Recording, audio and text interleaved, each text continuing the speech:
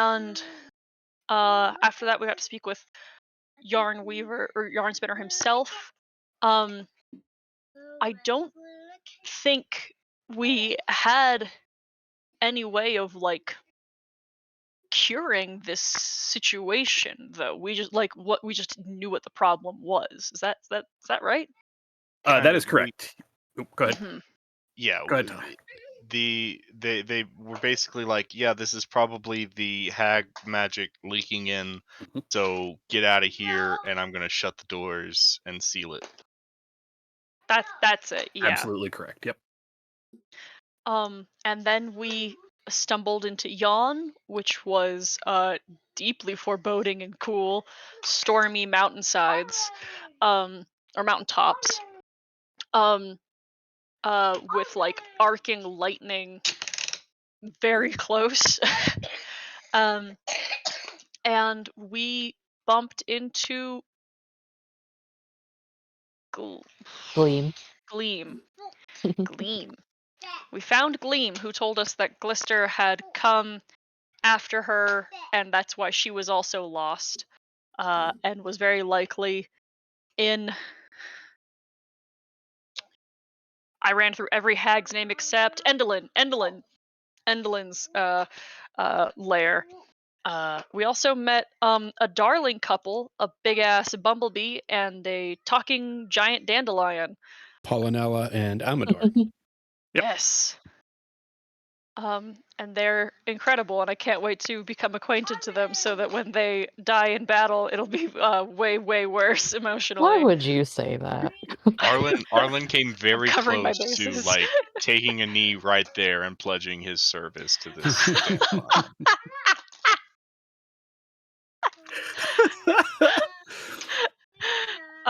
And I believe we called it there with the intention of not lore dumping right before the end of session.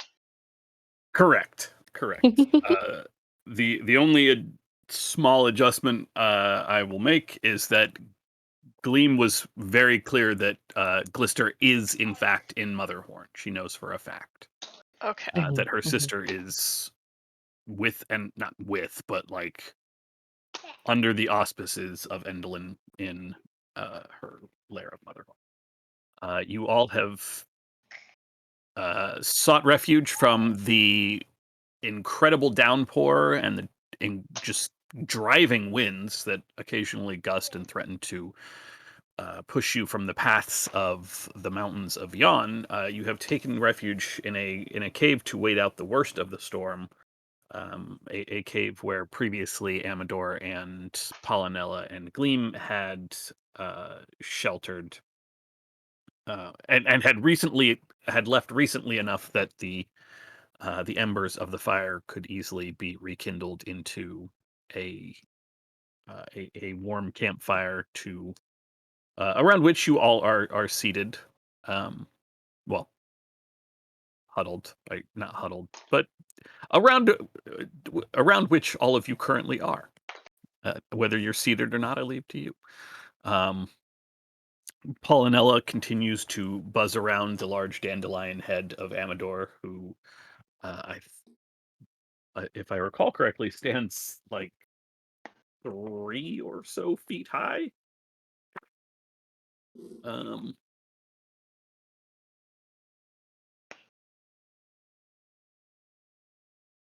yeah, about the size of a halfling. Uh, Or an Arlen. yes, or in Ireland. uh, um, yeah, that's where we will pick ourselves up.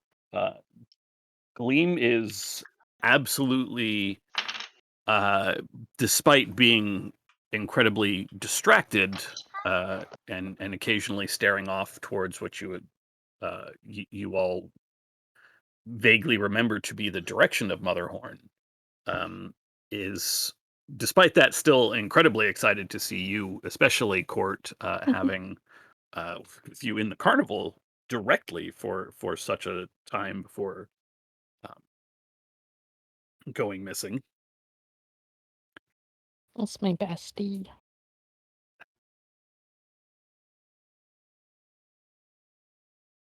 and seated around the fire and rubbing the cold out of her arms. Well, you probably have a lot of questions. I have a lot of questions. How on earth I have you finally got? mastered my tightrope forward handspring. Look, watch. I pull out the immovable rod and stick it in the air and start doing tricks. Look, Steve, look at my form. Look at my form. What you really did? You That's amazing. How Thank you. how is the carnival? Mm, it's a little worse for wear. Short a person here and there. Mm-hmm. Definitely not the first. The only one to go, I mean. I went looking for Hurley. That's how I ended up here. And then my my stupid sister had to come out, and now she's with Endlin. And but that doesn't wait. That doesn't. Why are you here? How are you here? What? Mm,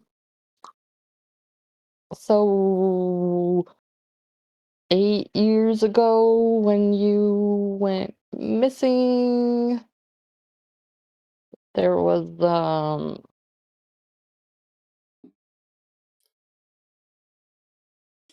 hmm, What? we all of us lost something that night. Um, and something wacky was afoot, and something was still wacky. And we talked to Witch and Light, and they told us about the coven um and about Zabilna and how she might be in trouble, and if we wanted to recover our lost things and help her out, they showed us how to get here through the hall of mirrors. Um so we've just been recovering our stuff and killing off hags. She looks visibly shaken at that last bit. I'm I'm sorry. What was that last bit? Did you say you've been killing the hags? Hmm. Hmm. We gotta fix Prismere while we're here.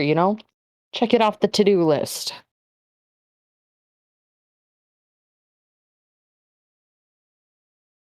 If we're gonna stop more people from losing things or being lost, we've gotta reunite this realm, and if the hags don't want to do that, then we got to do something about that.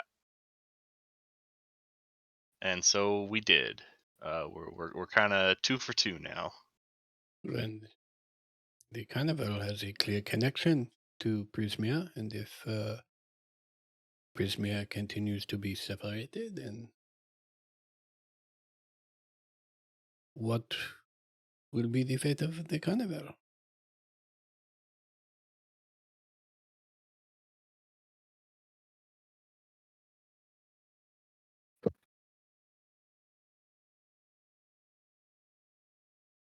Hmm. That's that's a lot. Um, You Two asked. hags. I did. I did. Yes. No. So your intention is to what? Also slay Bitter and Endlin? Hmm. That sounds That one's right. a little more complicated though, because apparently it requires an eclipse, and those don't really happen here. She laughs so bitterly it practically stings. Oh, I'm exceptionally aware of Endelin's weakness. She has mentioned it. That's why she has my sister. That's why she took me. Someone explain how an eclipse works really quick. Oh. Well, if it's the moon is in front of the sun, and you have a mask, and your sister has a mask, and they're the moon and the sun. So Simulated eclipse. Boom. what if it just has to be like a figurative eclipse? That Eh? should definitely work, but it does go a little deeper than that. High fives all around. We figured it out. Come on. Up top. Court starts flying around, slapping everyone's hands. Arlen like uses the hat of disguise and like is in like a full like Sherlock detective outfit with a little like monocle. We Smoking did it, little a cheese. pipe. We cracked the case.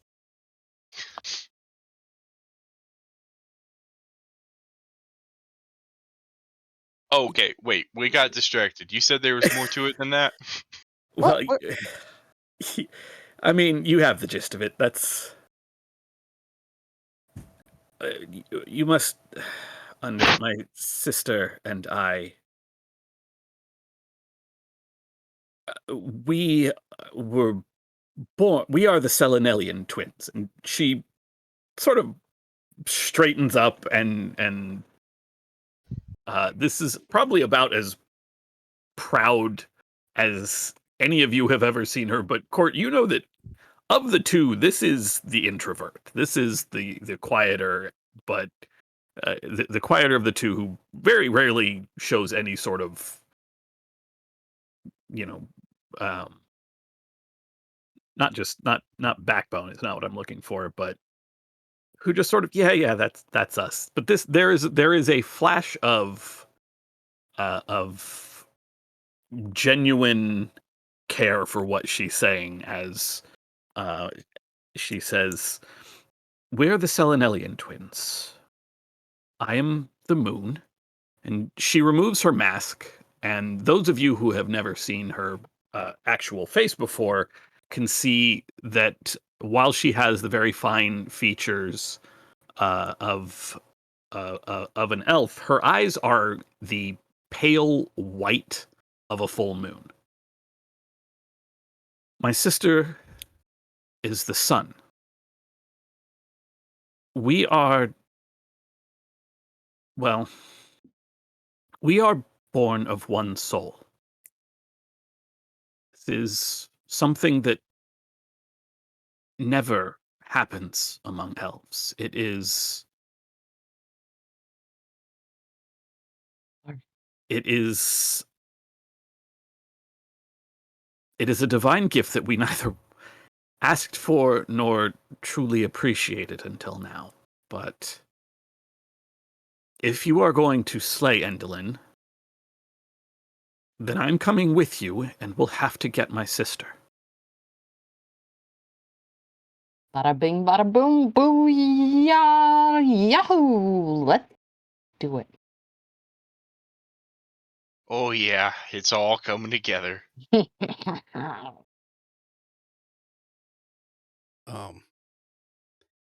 Banner pulls out little rolling paper and some tobacco and rolls himself a cigarette, a little fatter than usual, and lights it and just, I love it when a plan comes together. My absolute favorite part of Banner lighting cigarettes is that because you cannot inhale to It takes actually forever. not only does it take forever, it just stays on fire. You don't get that the It's like just sitting there. smolder. Yeah. It's like Yeah, it's preposterous.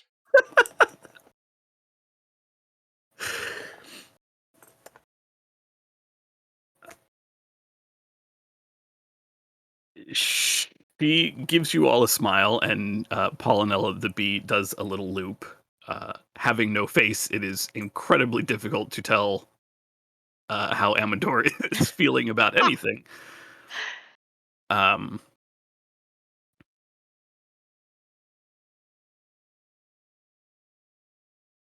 I've been here in Yon for some time, and Amador here was awakened here. Um, I know that there are some of the older inhabitants who are not happy with Endelin, and I don't know the best way. We could always walk right up to Motherhorn, although, and she winces. the The terms of our deal with Endelin, I can't harm her directly. I cannot raise a weapon against her. I cannot raise magics against her.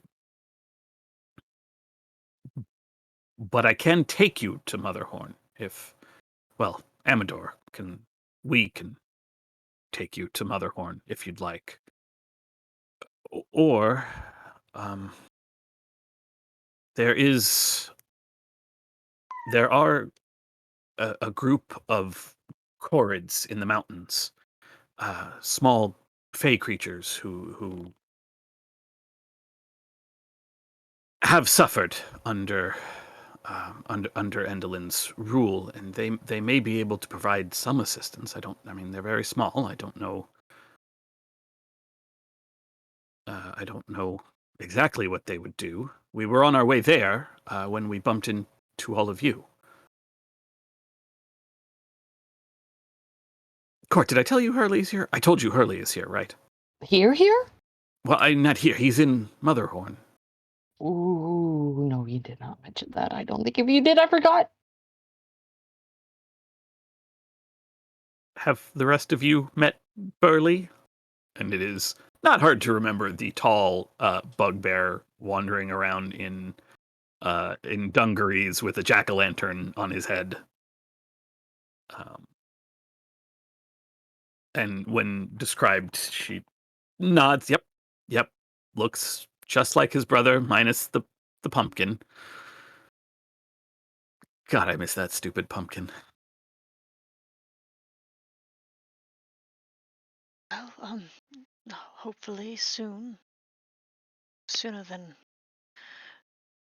Hopefully soon you'll be able to see it again.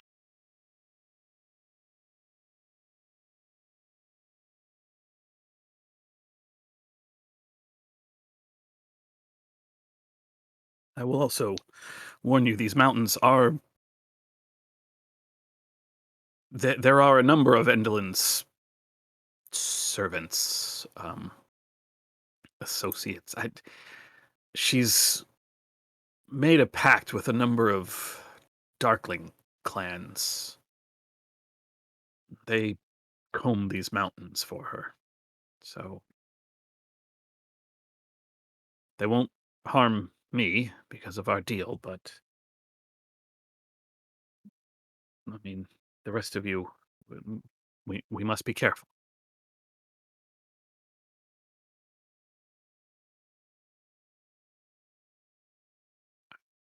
I'm not sure what else. If you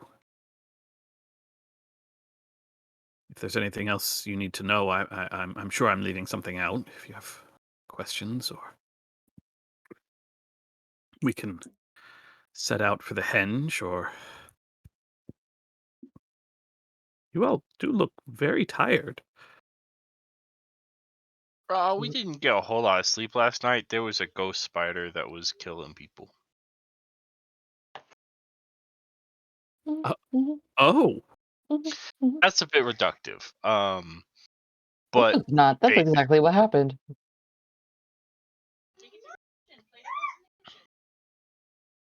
okay.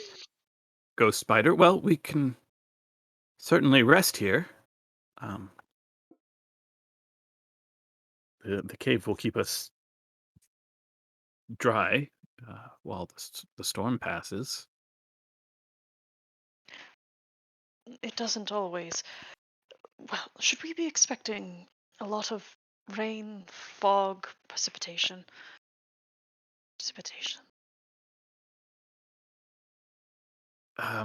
Unfortunately, the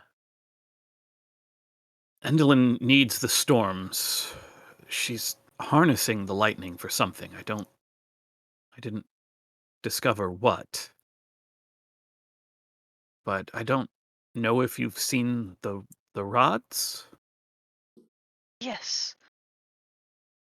Yes, she uses those to harness the storm to power Motherhorn. What does Mother Horn do? It is the greatest theater in Prismeer. Like, there's a lot of competition for that. I didn't see all of Motherhorn. There were places that I couldn't go, but the the cables and the cranes and the things to move set pieces and all of that is powered by the storms. There must be something else for as much energy as she's getting. But yes, unfortunately, that means uh, there is very little time to be dry.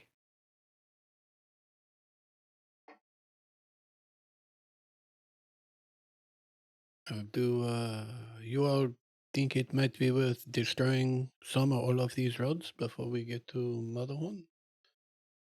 Reduce the power of the theater? Seems like a tremendously good idea, but certainly a way to be seen. However, we've had little luck with. Well, I should say we've had substantial luck with surprising hags the one time we managed it in the way we managed it, and he looks kind of pointedly at Court. Um, but it's not as if she hadn't known we were coming. It would appear that this, and he lifts his amulet, only has been able to do so much. Yes, that is excellent point. Just one of many potential strategies. We can try and head to the mountains to find some of these allies, which Beam speaks of, or perhaps eliminate some of the Darklings to um, reduce Enderlin's allies and weaken her forces before we tackle. Perhaps we make a beeline and surprise her with our boldness. What if we are to aid um, im- mm, these subjects, those who are these allies, these hidden allies, Mm. and were able to perhaps coordinate an event that would cause all of the rods to be brought down at once? Maybe assist them win their trust and allyship and entrust them with destroying the roads while we head to Motherhorn. Yes, a And then the cataclysm of rods. such.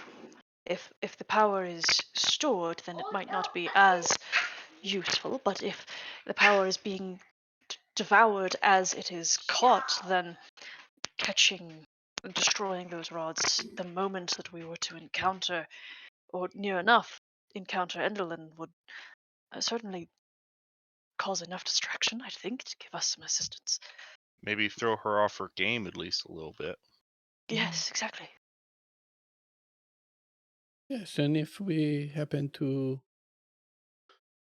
come across some darklings that must be eliminated in the course of this action, then we can her a little bit further. Yes. Sounds like a wonderful strategy, Hemlock. Mhm.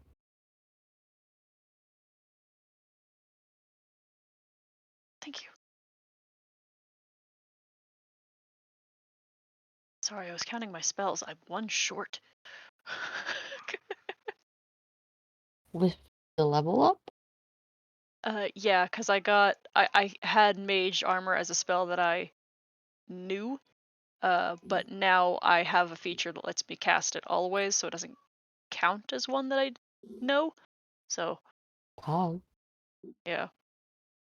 It, they're not my go-to classes, but it has been a joy playing a martial class for exactly that reason. Well, I don't have to worry about it. That's great. Well, my math got really fucked up because I Mhm. have the rituals that don't count, all of my Mhm. spells for my uh uh warlock shit don't count. My racial spells don't count. My Mhm. tome spells Mhm. don't count. Mhm. Right, it's a big old mess. Yeah, must be real problematic. Tome lock with racial spells and ritual. With a sorcerer multi-class. Lovely. Well, see, that was it. Like, I remembered which ones were my sorcerer spells, and I know what all the other ones are because I can only use them a certain amount of times or whatever the fuck. So it was just a matter of counting the ones that actually were my learned spells, which I think totaled to less than all of the other shit I have going on.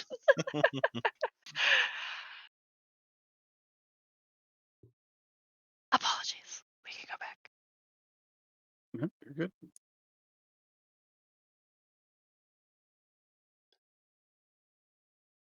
You all tuck in for the night in air quotes on night, since constant starry sky above.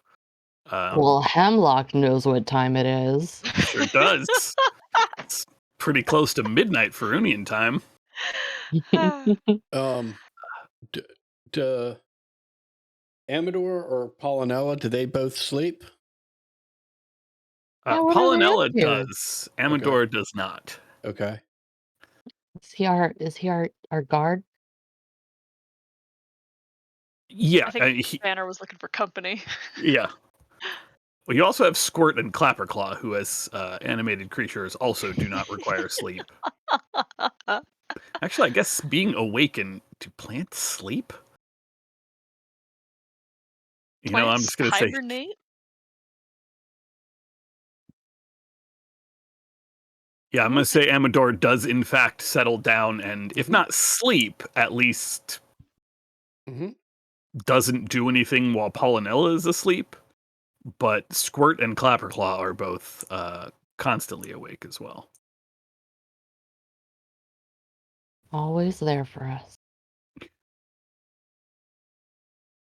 Um, and as an elf, Gleam will only be not asleep, but tranced for 4 hours, and then we'll wake up. Always awake gang is just growing and growing. I'll get you. I'll get there. I'll get there.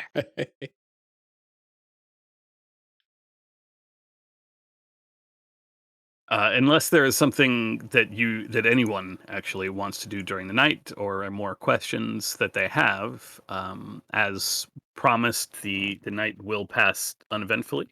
Just double checking there's nothing anyone wants to do, say, before that happens.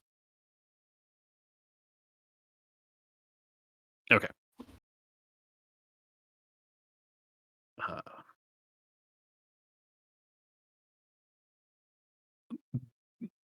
by Hemlock reckoning, the morning comes. Ah! It is hard for the rest of you to say, whereas hither and thither had a constant twilight, and Fable Rise was closer to a normal passage of time. The skies here, when you can see through the thunderheads and storm clouds, are a constant dead of night. The sky full of twinkling stars, the occasional comet or other heavenly body kind of peeks through in whatever few openings in the clouds happen to break. The lightning doesn't stop, but it does slow. Uh, whereas the bolts were coming every few minutes or so, eventually they settle down to maybe one or two an hour, as the thunder quiets and the wind begins to die down, never stopping, but at least it no longer is. Um, it is that sort of driving roar of heavy winds um, that make it difficult. That would have made it difficult to sleep due to their volume. Um, the morning is the same still of as the night. The storms have not picked back up quite yet as you all stir from slumber or uh, whatever you're doing in the middle of the night. What are you doing all night, Banner? Squirt, that is not how that fish moves.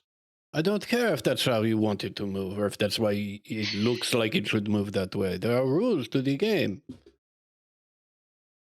Well, no, listen. I don't see that you have arms that can move the pieces. I am the one moving them for you. So, yes, we need to work this. That goes on for hours. All I'm saying is, if I can castle on the back row, why can't I castle on the next row? It doesn't make any sense. If the king can move twice while he's castling, why can't he move twice? Why does it have to be a rook? Why can't it be the Squirt, have a cigarette. Calm down. Just remember, I'm full of boggle oil now. You look awfully like a machine. Clap a claw. Why don't you smoke this one?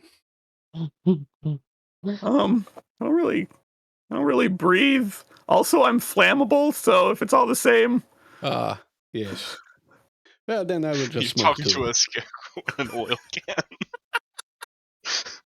I will just smoke And both of these. there's a flower here too. Yeah, everyone here is incredibly flammable.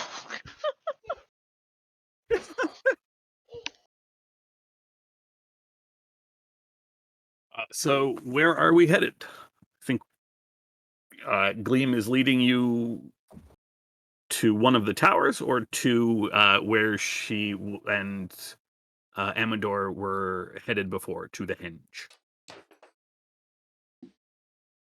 The hinge was where they think allies might be, right? Correct. I think we should head there. Yeah, I'm on board with that plan.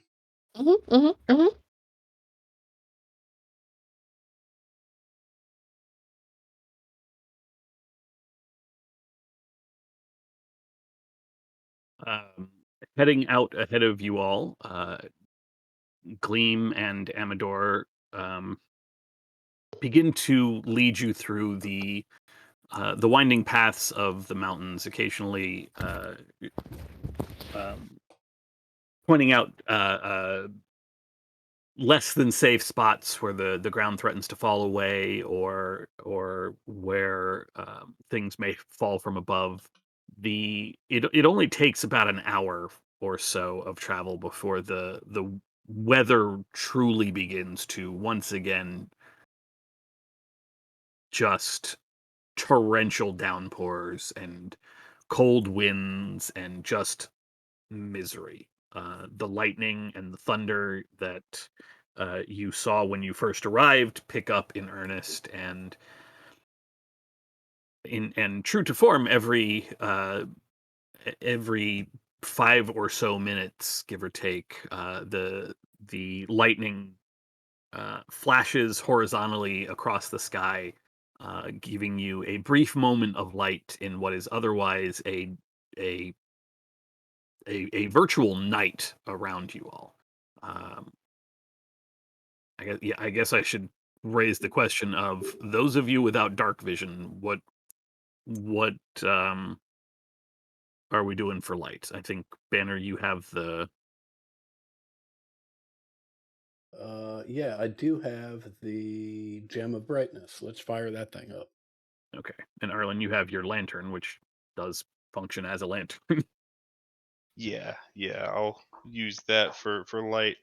I could also pull out the dancing lights, but I think we're good on brightness. Um, Hemlock is like blinking in the sun, like ah.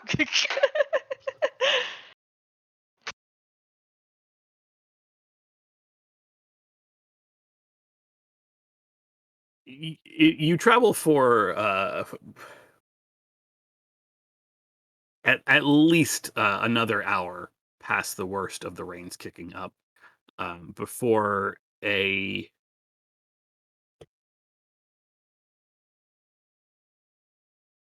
uh, a winding path up a very large um, pinnacle. No, ahead of you a plateau. You can see through the crags of the mountains around you that a very large plateau breaks out ahead of you. It still takes you some time to take a very winding path, essentially around the entire the circumference of this peak that looks like it has basically been sliced off of a mountain. But eventually, you find yourself in a very peculiar area. The ground itself has smoothed nearly completely out.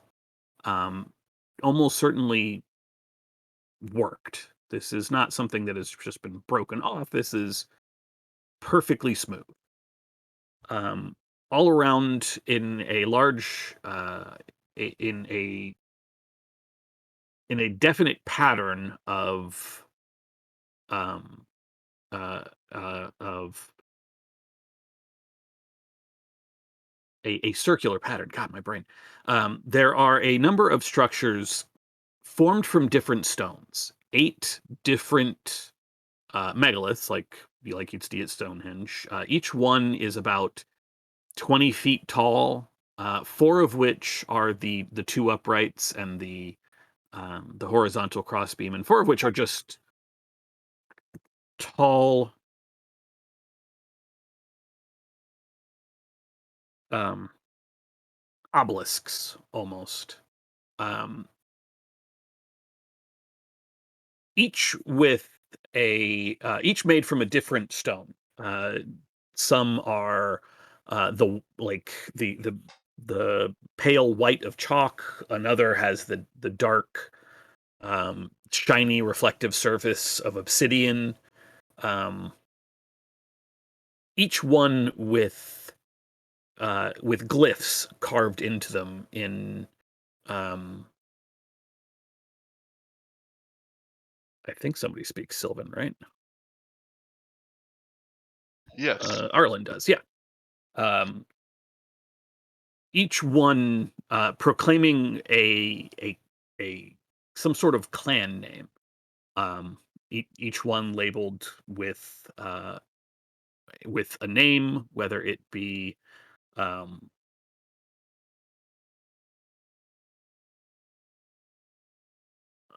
a king or a queen emblazoned near the top of each structure.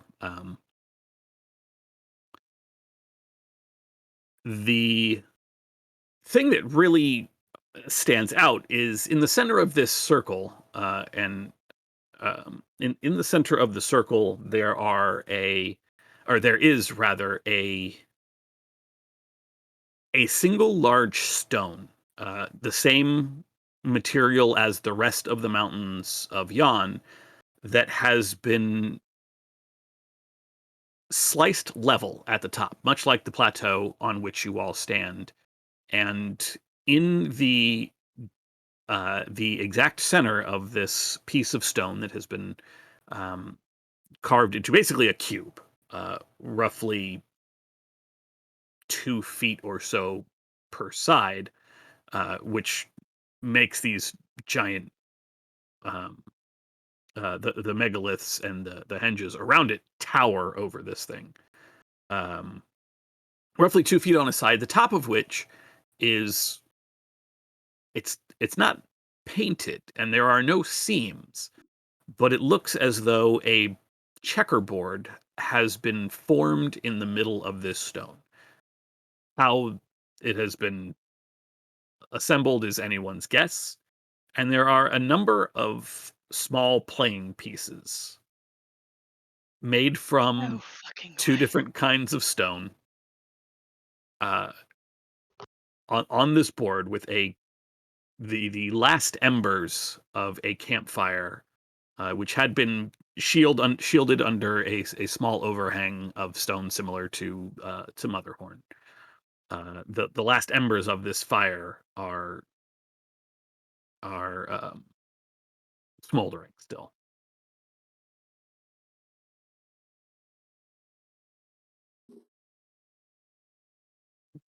Gleam and Amador look around with what is very clearly disappointment.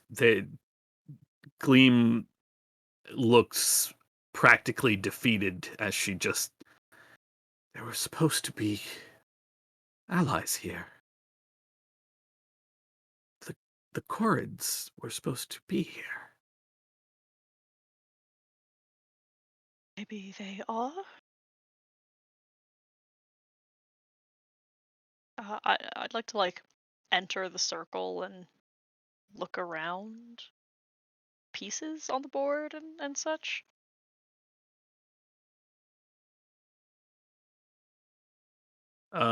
You are able to walk into the middle of all of these huge stone structures. You reach out to sense the magic around you, and each of these megaliths radiates magic. They it is I mean, just a complete. It's not necessarily any particular school, although, well, I should say it's all the schools, although transmutation does seem to radiate most strongly from all of them, but they are quite clearly just magical structures in and of themselves. Um, the game board and the fire are not magic, neither are the pieces, which on excuse me, on closer inspection, the two sets of pieces. What goes on? Oh, excuse me. Oh my god. Are made of shale and chalk. The whites are made completely out of chalk, and the darks are made out of completely shale. What happens when I cast Detect Thoughts?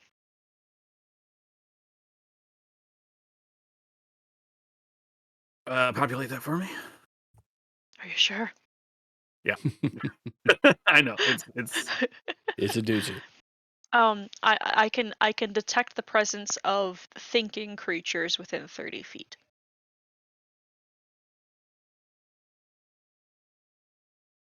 It's like the very bottom. Also yep. use the spell to detect presence of thinking creatures you can't see. It doesn't give me direction, but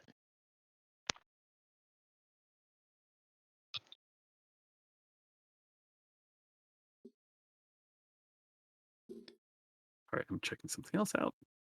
While you're doing that, just for flavor, Banner has entered the circle and is circling this board and trying to determine, based on the current position of the pieces, both which side was winning, right, and which side had the stronger player. Make an intelligence check. This is weird to say. If you are trained in insight, you can add your proficiency bonus, and I will give you advantage on this because you are also both proficient and expertise in dragon chess. You do sense, Hemlock, that there are creatures here. It is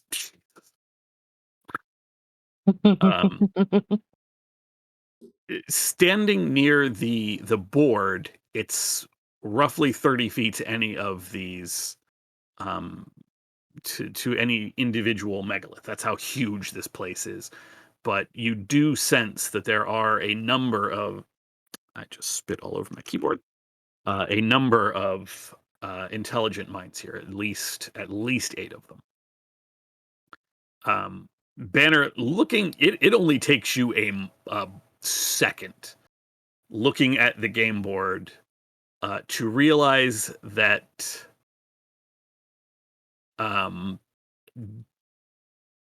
the dark pieces, the pieces made out of slate, Mm. they have victory in one turn, one move, and it is quite evident they have been toying with the other player, because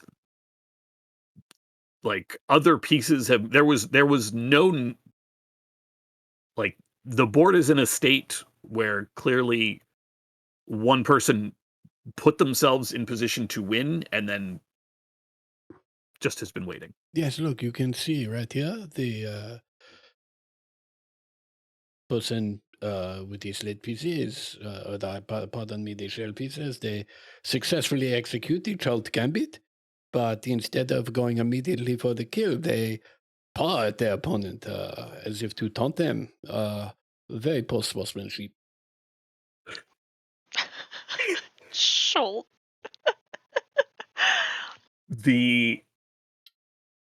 You finish that up, and from the dark monolith that is that you are actually facing while looking at the game board, a tiny little creature emerges, just absolutely cackling, just practically doubled over, laughing,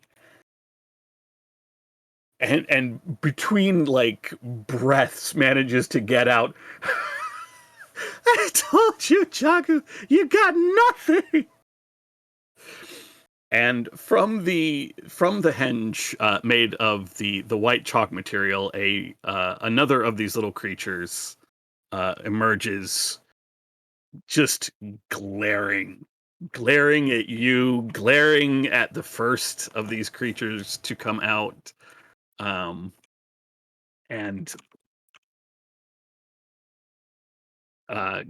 reaches into a small pouch, pulls out a handful of pebbles, and tosses them into his mouth and just chews angrily. And these are the little critters that you see. Oh my god. They are my friends. Oh, are there some little guys on the screen? There's some little guys on the screen, right? The sound of Tyler sprinting. Right. That mustache is enviable. Oh, so good. get him. Hello. I'm Hemlock, and Arlen, Banner, Court, Gleam, and you'll just go down the list of every other person following us. Um, we've come to inquire if any of you are in need of help. We understand that the hags have made living in this place in Prismere and its fractals rather turbulent and difficult, frustrating. Yes.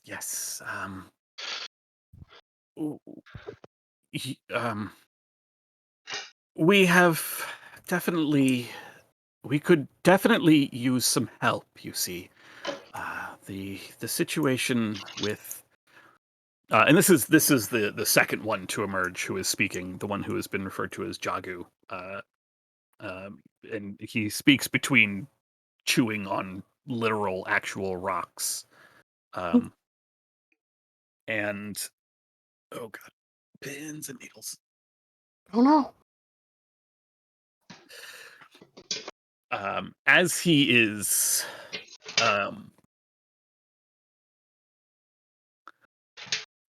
he begins to run down. Yes, we have definitely been having some trouble, you see, with the shattering of Prismere. Been able to um, we haven't been able to reach our original patron, and um, Endelin has whatever Endelin has done, whatever Jagu was going to say. The sound is drowned out. His voice, rather, is drowned out by the sounds of pickaxes. My God. Pickaxes crashing into stone. The steady rhythm, just chip, chip, chip of pickaxes, seemingly from all around you. The wind carrying this sound past you on the henge and making it practically impossible to hear anything else. And these two little Chorids look at each other in frustration, and the first one that you met, the one that uh, the one that was, excuse me, was winning the chess game, runs to a boulder, a boulder roughly the size of, say, it's probably about 5 foot in diameter, and this Chorid is maybe 3. Uh, she runs over to it, grabs it in both hands, hefts it above her head, and just lobs it. And it sails between two of the upright megaliths, past them, past the edge of the plateau on which you are all standing in a modicum of confusion at this point, as this boulder just hurtles from the direction the winds are coming. And the winds die down, and you can hear her suddenly just shout, "Death to the Briganox!" And there is a just crash of thunder as this boulder, somewhere far below you've lost all sight of it in the clouds and the fog, crashes into something. Death, And death to who? breathing heavily. Forgive me, Your Majesty. That was perhaps not the greatest display of my. Well, it was rude. Um, But it was a tremendous display of your athletic prowess. we are feuding with the Briganox of Yon, whose mine is. And she gestures vaguely in the direction in which she just lobbed this boulder. They. We Chorid, and as she gestures around, from each of the other structures, from each of the other megaliths and henges, emerges another Chorid. Each of these Chorids, uh, while they all share the same basic shape, the the the color of their hair and their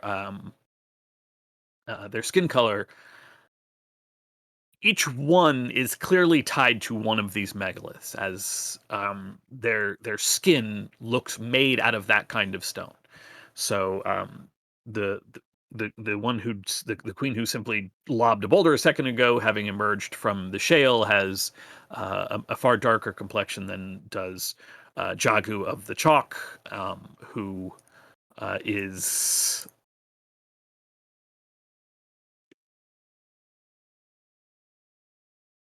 um,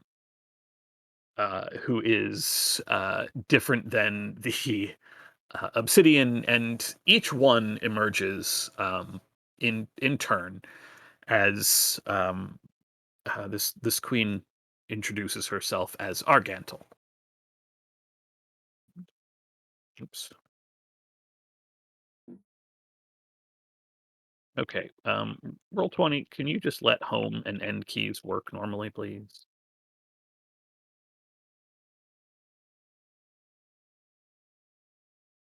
Do I have that right? Yeah.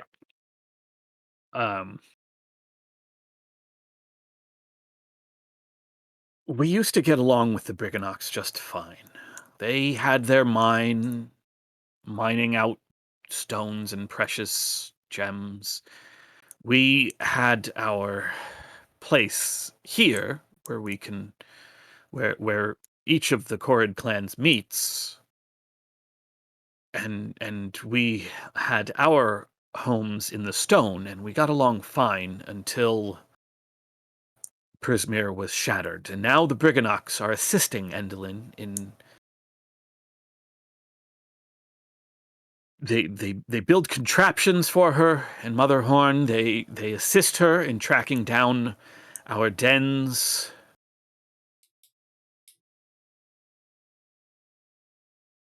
It, it whatever peace existed between us, we cannot be at peace with someone who aids our enemy.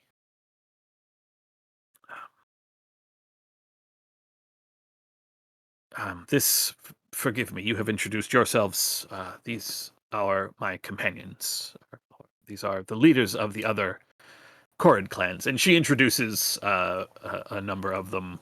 Um, the Jagu of the Chalk was her opponent. Uh, the others are flint, granite, slate, basalt, obsidian, and marble. And I will put all their names in chat, but you do not have to remember. And each one,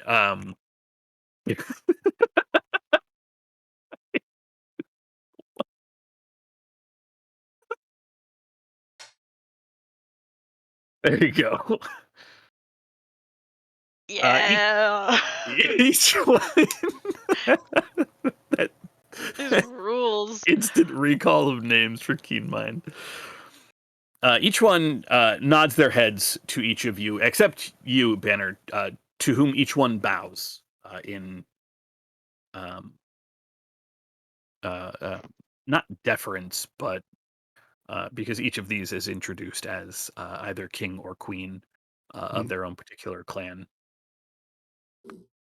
Um, at, and Argantel is the one to whom you've been speaking, who continues. We we have had trouble with Endlin.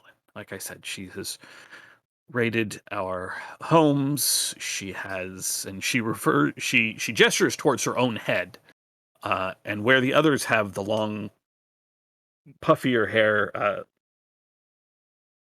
closer to the art handout, hers is cut nearly to her scalp. I won't say skin. Um, she she tries to take our hair. It has the strength of iron. She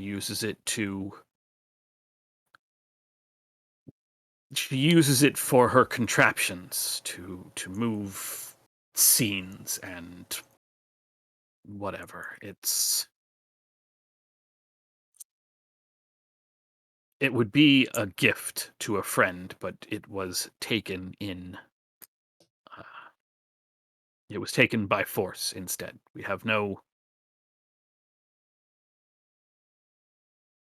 have no way to truly defend ourselves from her except to hide. And as she's saying all this, she reaches down and picks up a stone about the size of an egg and has just begun to squeeze it in her hands. I am not sure why you all have come here, sought us out.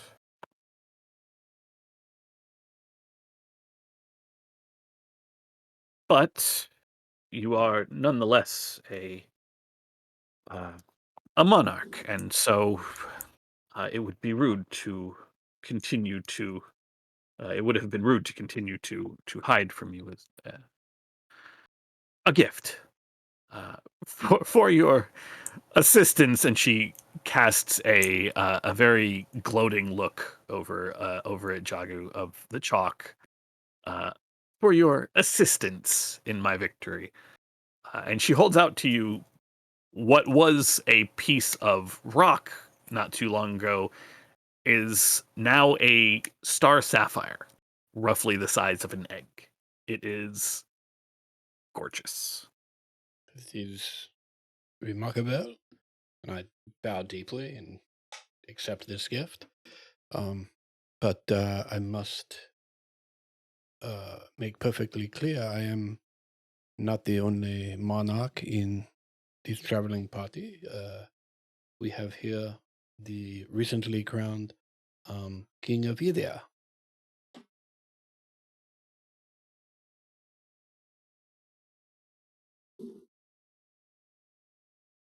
I don't know what hither is, but you are welcome here.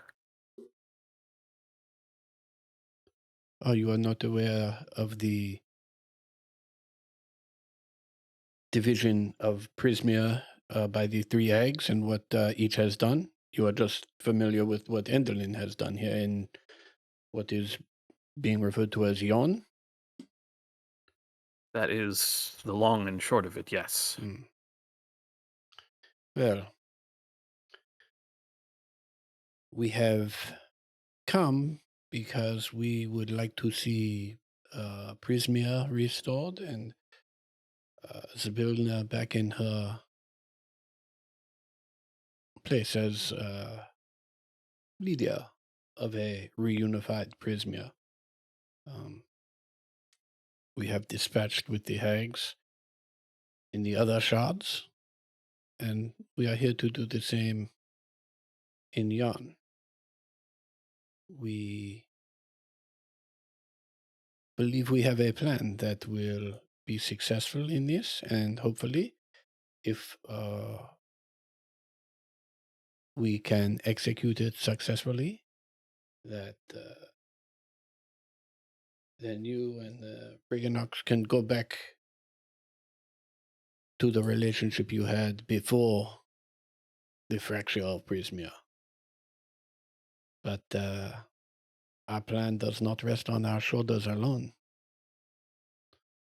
We will need help, a lot of help, particularly from individuals that are good at hiding and perhaps moving around unseen.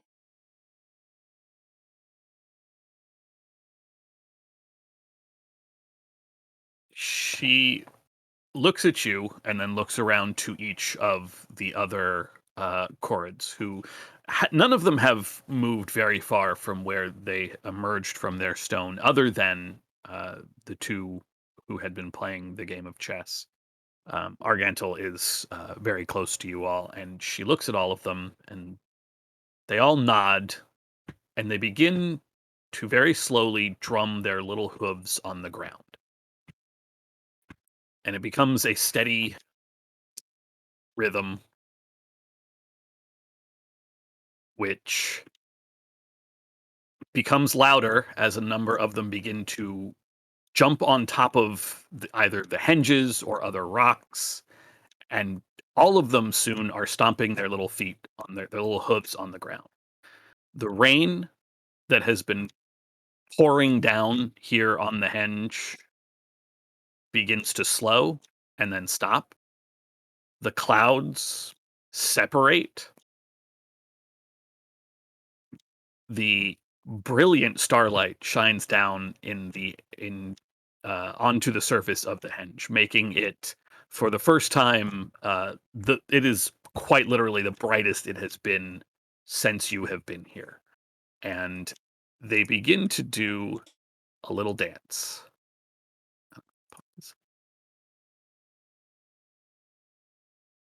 Holy shit.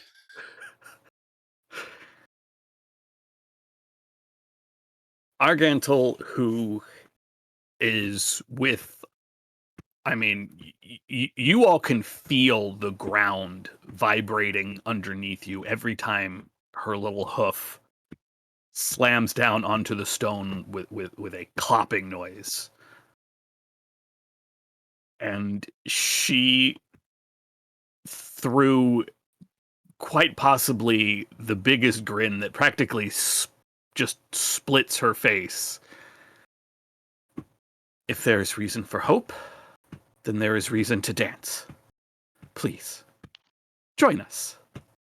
And with that, she literally leaps probably 20, maybe even 30 feet from where she is standing with you to the top of the obelisk that is made of shale.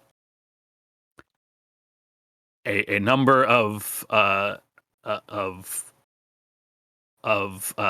chords in the process of their dance. They have the while there maintains the steady drum of all their little hooves on the ground.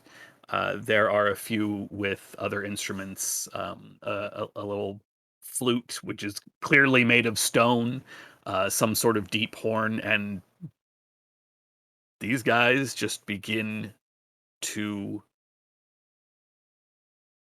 I mean, there is just a wild fey dance going around on this henge. Fuck yeah. I waste absolutely no time in whooping and joining along, getting out the immovable rod, and beckoning Gleam to get up on it and do some tricks with me, and I'm just flying around.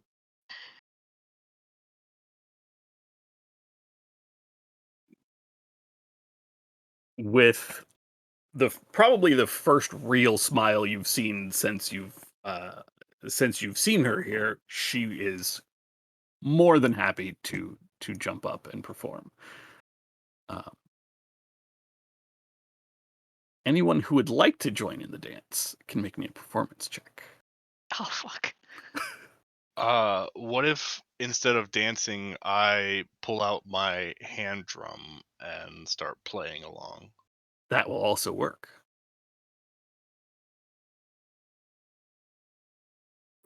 Yes. Oh no!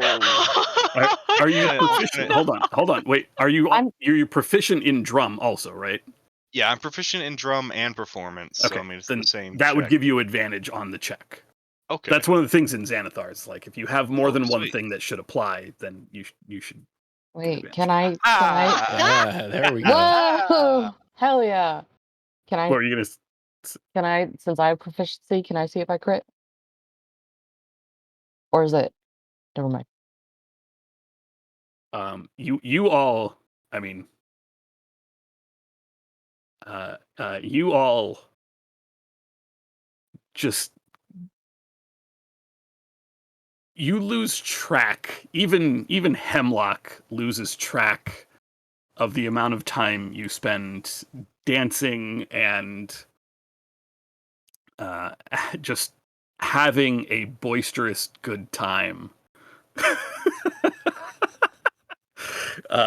Having a just wonderful time with these chords as the stars twinkle in the sky above, and the deep, just vibrating drum of the stone and Arlen's drum in time, and it is a number of it is an unknown number of hours for a while that this party continues. Not necessarily just just the dancing, but eventually a small uh, um, troop of these chorids begin to emerge, not from the obelisks, but just winding their way up the mountain, or emerging from the stone beneath you. And there is a little feast prepared. There is there is just a generally good time. Each of you, this is each of you are taught a special jig, and the chords, whether it is Argantal or another one, they all explain that their hair has the strength of iron, and with this special jig, any corrid hair that you might come across, and and they have said that a number of them have had their hair removed by Endolin for use in her facilities. Uh, you can use this special jig to use the command hair ability of a corrid, which Mhm. I will create a handout for this Lit- ridiculous thing that I love What so the much. literal troll dolls. Yes. The the the party goes on for some time, even as you all begin to wind down. Um, the chords continue to dance around you. The sky remains clear, and for a brief time, not even the lightning flashes. Um, you all are seated as guests on the ground. There are no tables or anything like that, as a feast is prepared and rolled out for you. Um,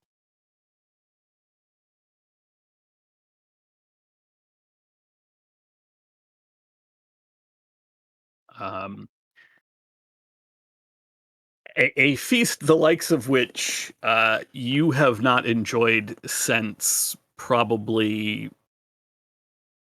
your stay in the inn at the end of the road, what feels like ages ago. Um, for the next 24 hours, you all are under the effects of Hero's Feast, and you gain Oh, 16 hit points. Oh my oh, god. Yeah, I rolled a 9 and a 7. As these little cords begin to settle down, and uh, Queen Argantul joins you all on the henge floor. And well, if your plan is going to um, if we can assist with your plan, we'll need to know what it is, and we are happy to assist. I can tell you that if you need a way, there is a tunnel. One of our spies in the Briganock mines have heard them mentioning a path straight into Motherhorn from their mine. It's hidden by their magic, but it is there. We've done our best to pen the Briganocks in, but for now, they keep to their mining, and it drives us. Ugh. How can we be of assistance?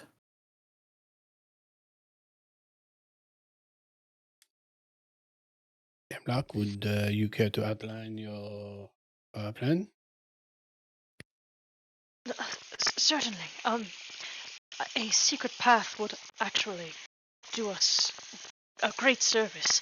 Um, but we had discussed, well, perhaps you or your spy might know the answer to this. The rods, these lightning rods that Endelin makes use of. We understand they operate the theater at Motherhorn. Is that correct? Not just the theater though. She's she has a contraption. She calls it the orrery of something or other. She uses it to see the future. That's that's where most of the lightning goes. With that, she's able to. It's made hiding from her very difficult. Yes. This is good. This is the information we needed. We had discussed that it might prove useful to destroy the lightning rods at the time of our approach to Endelin, but if the power of the sky is what is allowing her to see the future, then makes frankly the most perfect sense to destroy them first. Yes, if she cannot harness her power, she cannot augur. If she cannot augur, she will significantly less likely be able to see us coming or know where we will be before we strike. Hmm. That, I mean, certainly would make her very angry. I mean, you'd have to pull them down. They're embedded very, very deeply in the stone. Well, as it happens, I know some folks. Well, I know some folks who are pretty good with stone.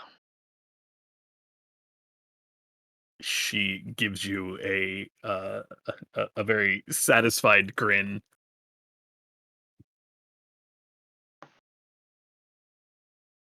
Provided, of course, we understand it is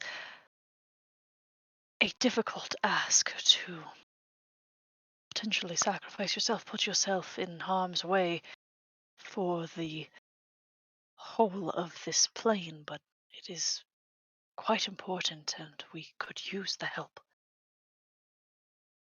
Hmm.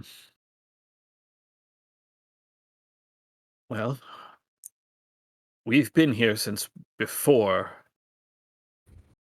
the the hags showed up, since before Endelin, since before the land splintered. Huh. Come to think of it, we haven't. And she looks around at the boisterous event that still is unfolding all around you. We haven't danced like this since the hags have come. I would very much like to dance again.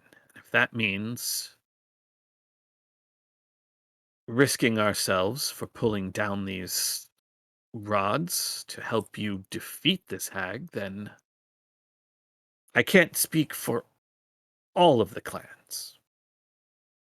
But I can tell you the Shale is with you, and I will speak to the others.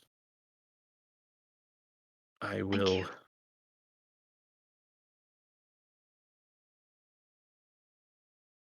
I am confident that they will aid you, but will it be enough? All of us. Even still, there are the Brigannocs to deal with. May And Well, yet find other allies. we're us ourselves. We're not something to sneeze at, you know. We're pretty all right. so it would seem you've made it this far and dealt with the others of the coven. Endelin is perhaps the most powerful of the three. Her knowledge of the future, it is very difficult to counteract, and well, regardless, we will do our best to help you. And as for you, likewise.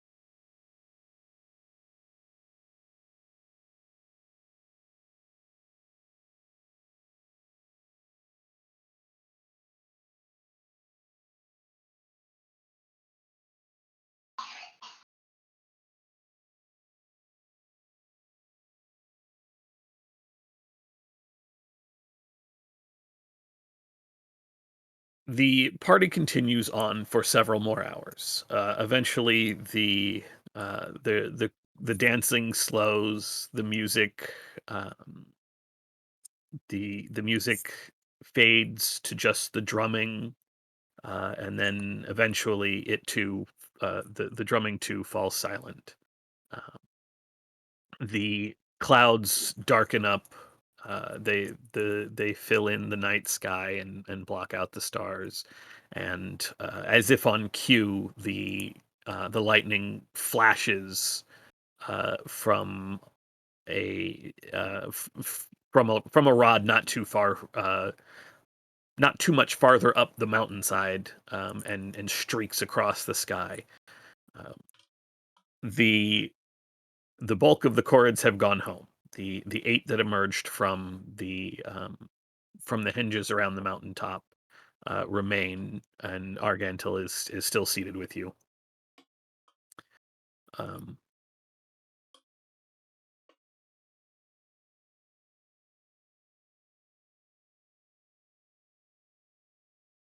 I don't. I mean, we will. Whatever you need us to do, we can. I don't know if.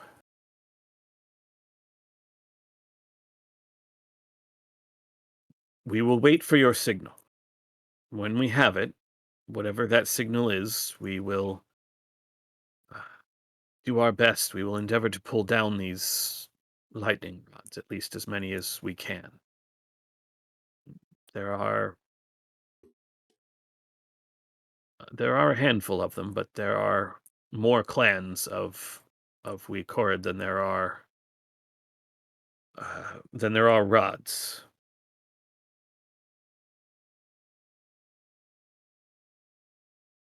We will try to find more allies before we give you any signal, but we should also act quickly so that we do not give her enough time to see what is coming.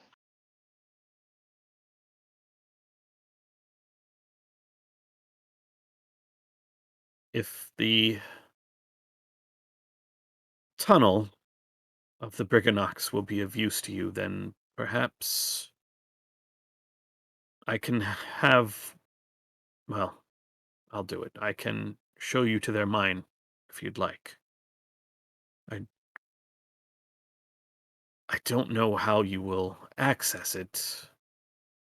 The the tunnel, I mean, it is hidden by their magics, but I if it is what you wish, then as much as I despise the sounds they make, I will do my best to get you to them. Thank you.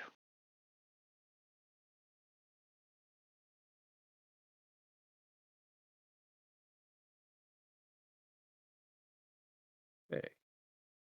Now it is a little early, but we'll go ahead and take our break. Be back at quarter till. I hope everybody enjoyed the little.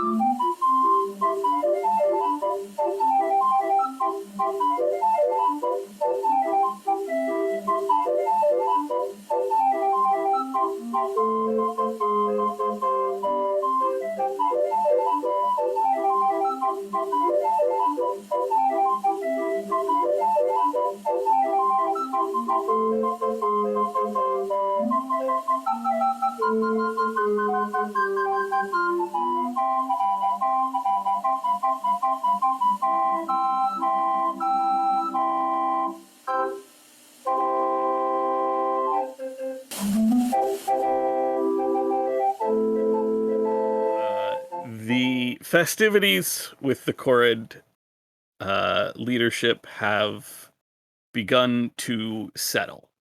Um, the the special dance to uh, control the hair of these diminutive little fey creatures has been learned, and Argantal, queen of the Shale group of Korrid, has indicated that she is quite prepared to lead you to the Briganok mine. Um, the the skies, which had cleared during the festivities, the dance of the Korrid, the magical energy contained within that dance, seeming to, at least here on the Henge, here in this sacred gathering place of the Korrid clans. The weather had cleared up for a time, but now begins to once again um, uh, beat down on you all with heavy rains and winds that just seem to cut through your clothes and chill you to the bone. Those of you who have bones. What an odd statement. I just, we got Banner here. Just trying to. It's much And appreciated.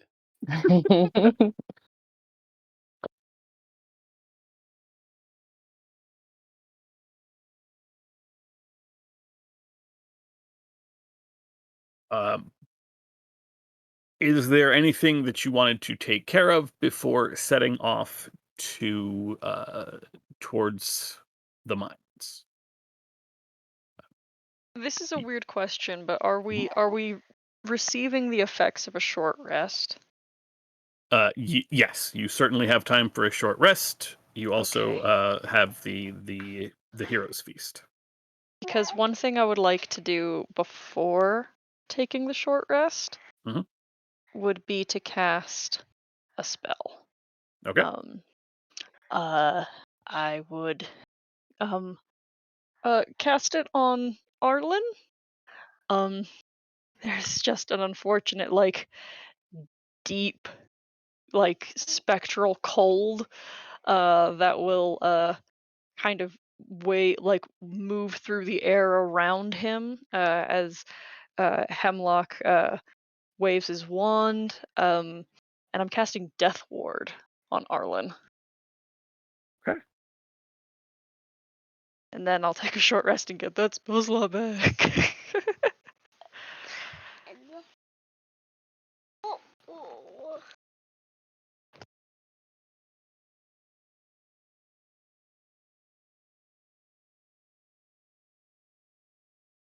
Argantul begins to lead you down the winding path from Lockberry Henge. The the last of the conversation between the Korrid clan leaders fades away behind you as you make your way down.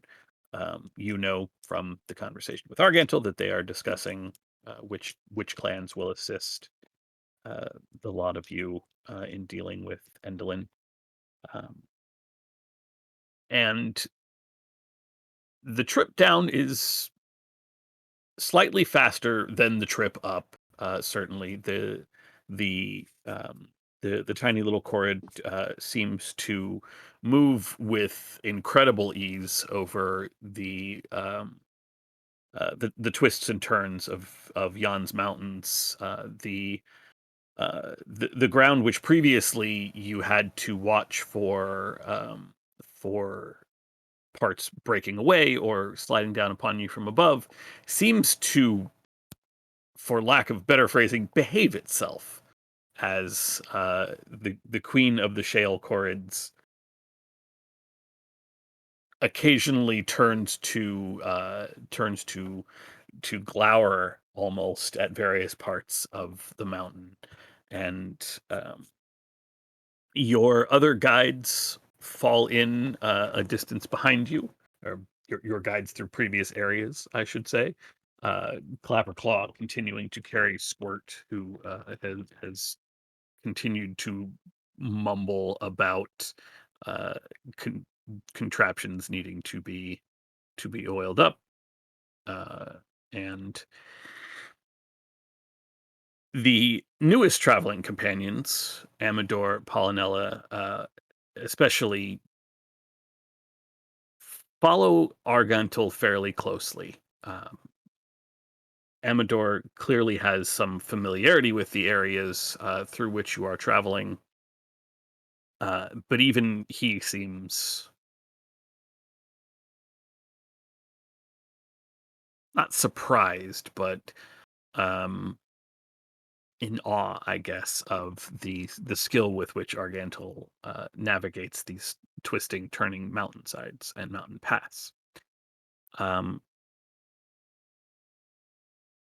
you know, Hemlock, by your just incredible time sense, that you are getting into uh, the what would be the early, well, mid afternoon, really, when the path by which Argantil leads you takes you right past one of the many, well, the handful of lightning rods that you have seen.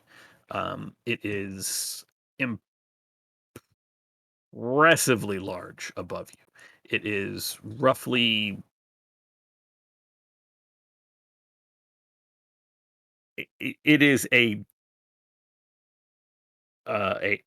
pillar of copper that is roughly 10 feet in diameter, just shining, like polished to a shine practically.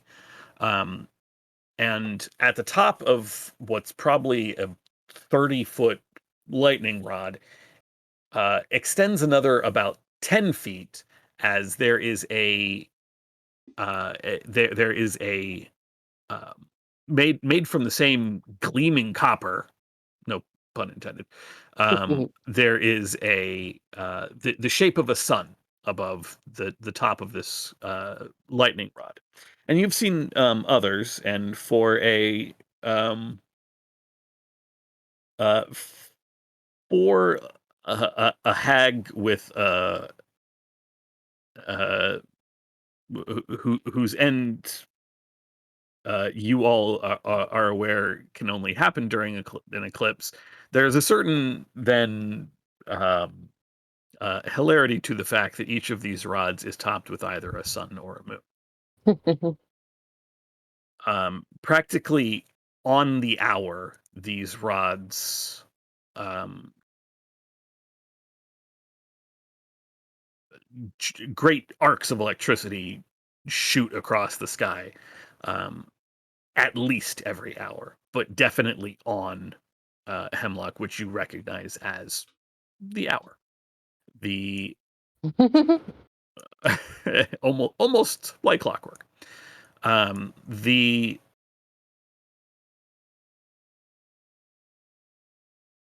The rod above you, it's probably 50 or 60 feet um, away from you, kind of uphill, as you pass by it, and Argental stops in on the path on which she's leading you, and looks up. Um, Sort of does that thing where you kind of lean back so that you can see up and up and up, and shields her eyes from the rain, as you can see that she is clearly calculating in her mind, and then confirms when she says, these are what we're going to pull down. Should we get a look, or do you want to just head to Briganock? Perhaps we should know what we are getting us all into.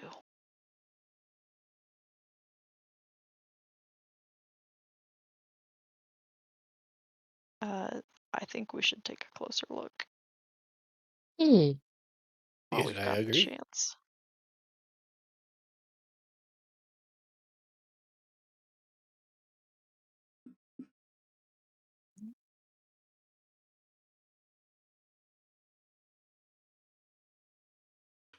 The like I said, the rod itself rests on a stone base, and it's about 60 feet away from you. It's up the slope a little bit. Not not a sheer slope. You don't have to like climb it, but it is certainly slow going, moving up to the base of this giant lightning rod. as you approach and the lightning arcs across the sky, you can feel the static in the air. Arlen, your fur sort of stands on end, uh, uh, kind of, staticky, poof out a little bit in the ears. Um, the the winds begin to pick up, and oddly, the lightning, which arcs, seems to catch in the top of this um uh in the sun, and it sort of crackles between the tines of the um not tines, the rays, I suppose, that would jut out from the sun.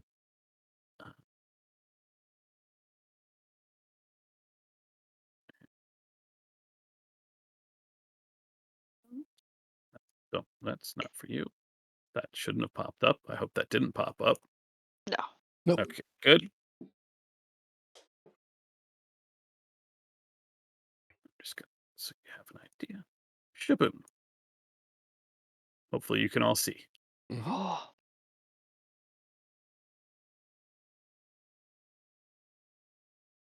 Oh, Right. Heck yeah, dynamic lighting worked for once. Woo! Of course, it's daylight mode, so that's cheating. Anyway, um, like I said, this is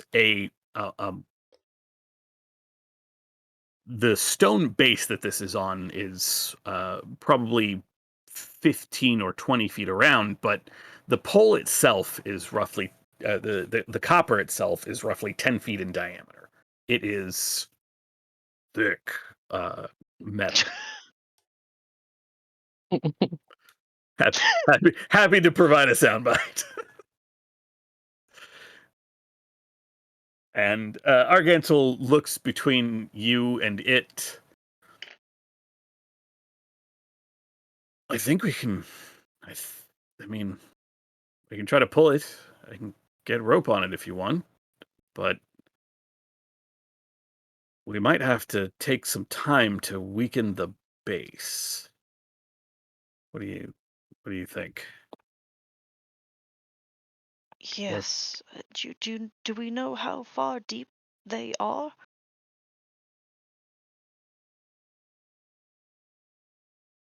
and she taps her foot, her little hoof on the ground. F- Um, looks like the rod goes down another 20 feet or so. I mean, I can do this, and she walks to the base of the sort of plinth that the rod is jutting out of, and s- scoops her hand through the stone like she is manipulating like soft clay or dough or something like that. Um, and and drops basically handfuls of stone onto the ground. I can do that, but I think it would still take me a very long time to dig this out. Certainly,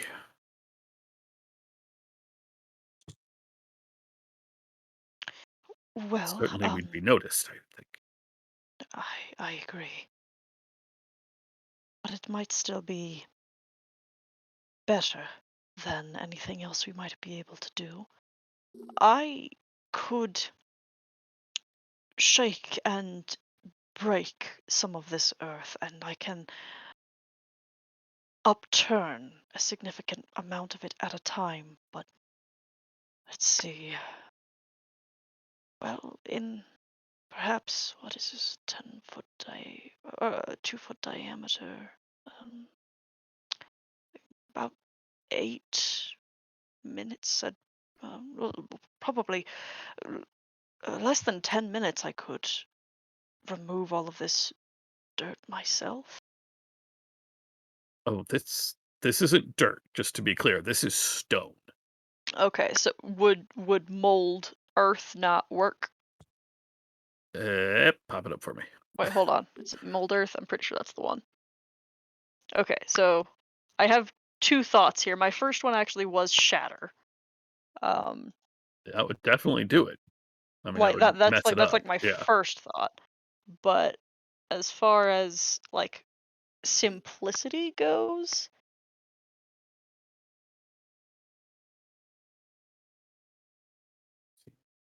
Target loose earth. You can excavate loose earth. You can cause shape to appear in stone. You can make the stone difficult terrain or normal terrain. Mold earth on its own would not allow you to like just take chunks of stone out. mhm, Not while it is still solid. that makes Shatter sense. would certainly do would certainly do a job in turning the stone into turning the solid stone into what would be categorized as loose enough earth, probably to then mold. Uh, Um, how far are we from like other lightning rods? uh, the rods are reasonably far from each other, like a couple miles away from each other. Okay. I will pull you back onto the Yon map, and you can kind of get a sense. Like that's the one you saw by Lockberry Henge itself, and you can see that they are a good distance away from each other. Mhm. My my thought is, if we are to uproot these, I feel as if I myself might be able to take one down by itself, but I would hesitate to begin so now in the event that might alert Endelin. Yes, I think perhaps considering are there any other ways that we might be able to disable these devices that don't require completely removing them? I'm gonna just cast detect magic to see if there's anything useful.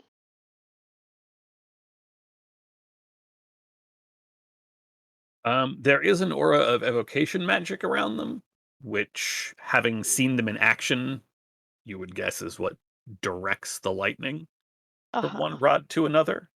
But the rods themselves are not magical constructs, if that makes sense. They're not a magic item. They are a normal giant piece of copper. Yeah, Um, that's what I assumed. yeah, there's just some magic to sort of direct an otherwise. 'Cause otherwise, a lightning rod's whole purpose is to ground the energy, not direct it. Mhm.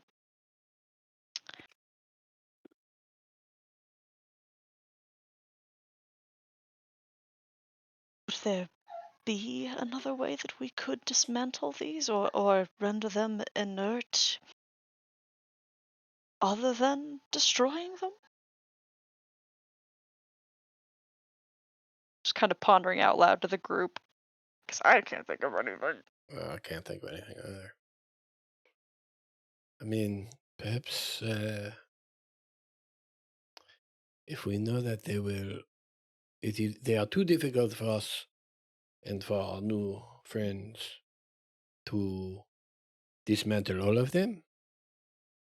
Well, we also see that the lightning travels in a chain from uh, rod to rod to get back to Motherhorn. Perhaps eliminating either those closest to Motherhorn or maybe even just those in the intermediary. Maybe will make the distance too far for the lightning to travel and will break the chain.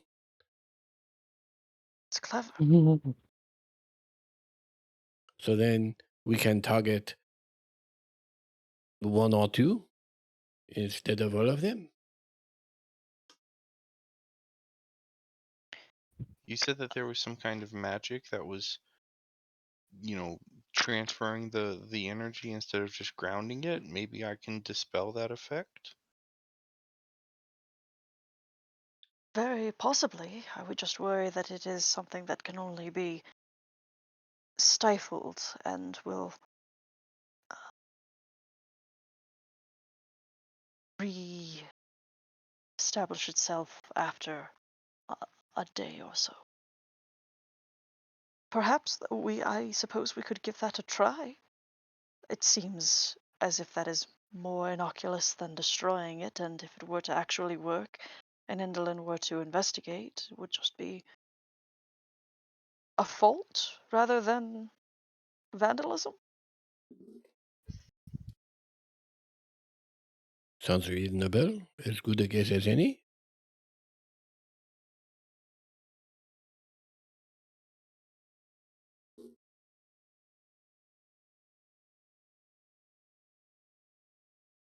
Well, I mean, might as well give it a try. Either it'll help or it won't.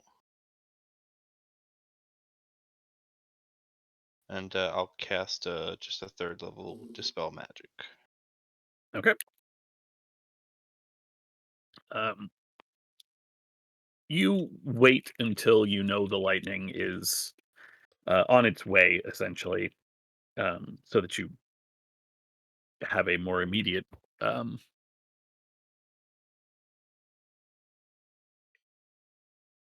answer to whether it does anything. Your your the magic of your spell settles around the sun at the top of this lightning rod, and as the lightning begins to arc from farther, I'm going to say behind you, away from Motherhorn, as it begins to follow the path that it would normally take, it hits the top of the lightning rod, and instead of continuing on its journey, you see the lightning just crash into the ground. It just travels through the sun, which for very briefly uh, flares with the or rather shines, I should say, with the light of the electrical energy reflecting off the incredibly polished copper surface, and then in I'm trying to think of a comparative thing, but I can't think of whatever to call it. But if you've ever seen like the way um, heat lightning in like the desert will go along horizontally through the sky and then all of a sudden arc down. That's basically what happens in what looks like almost a ring around the central rod. The lightning falls is the best way to describe it, and the ground is charred. The smell of ozone is all around you, and there is a bit of just tingling in all of your extremities due to uh, the the raw power that has just discharged around you. Dear and God. and then in what looks like something out of a horror movie, the lightning draws itself up from the ground, forms itself into a vaguely humanoid shape. Oh,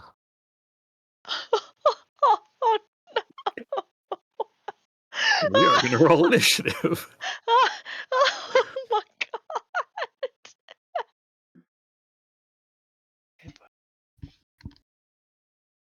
My She's turn been tracker is catching clear. dudes? What the fuck?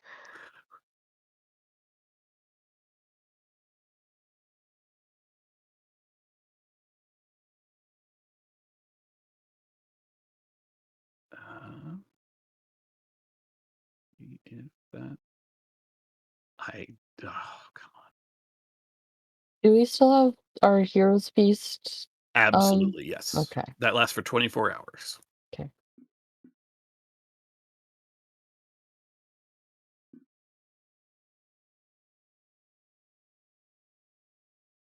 That's what I'm trying.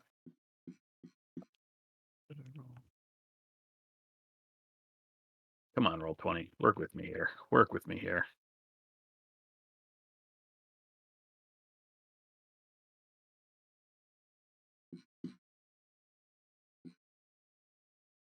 Okay. All right. Very clearly angry and very clearly aggressive. That is the wrong. That is the wrong sort. Roll 20. Work with me. Work with me. Hemlock, you are up first. Okay.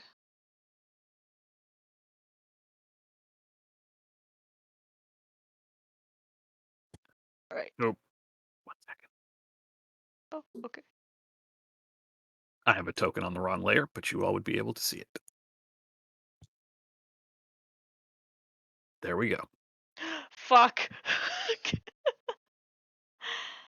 Oh dear. You go back to other layer, please. We're not interested in you. No, thank you.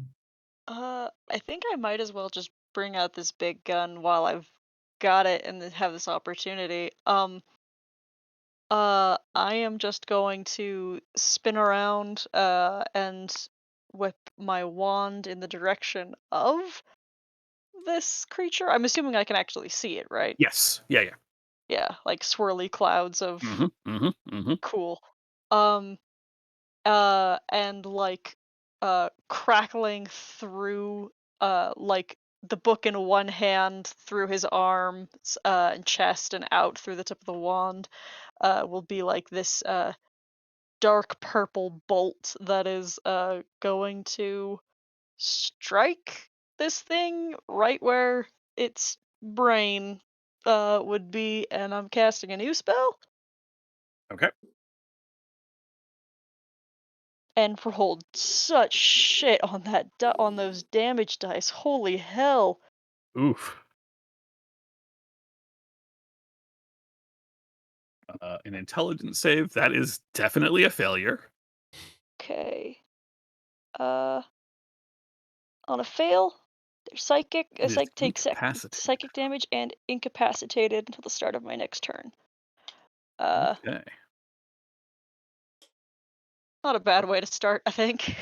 Bad dice, but not a bad way to start. Work with me, Uh roll 20. Work with me here. okay. Okay. And that'll be my turn. Oh wait, first but bonus action. Form of dread. Okay. God, I need that. Temporary hit points. And Court, you are up. I'm just going to steady aim and oh, Who we shooting at? this fool. That will hit. Ka-chow!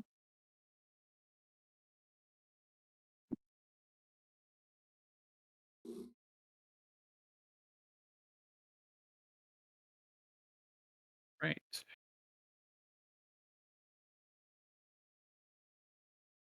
Yeah, it bolt hits and dunks right through. That is all for me. Arlen. I am going to cast. Uh, um, let's see. How am I going to do this? I'm gonna hold the lantern and I'm gonna turn back and like swing open the little thing and point it at Court, and this wash of light is going to like pour out and like swirl all around you, and then as it flashes and then disappears, Court is invisible.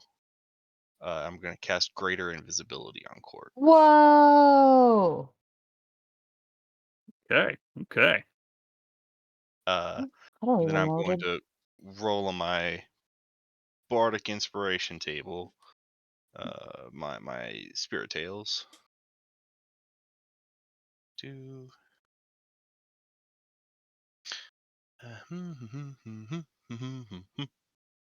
yeah, I think I will take um the Tale of the Traveler, number 6, and just hang on to it because I take an action to use it. But yeah, and Okay. then that is it. Or I'm gonna move over here a little bit. Just yeah.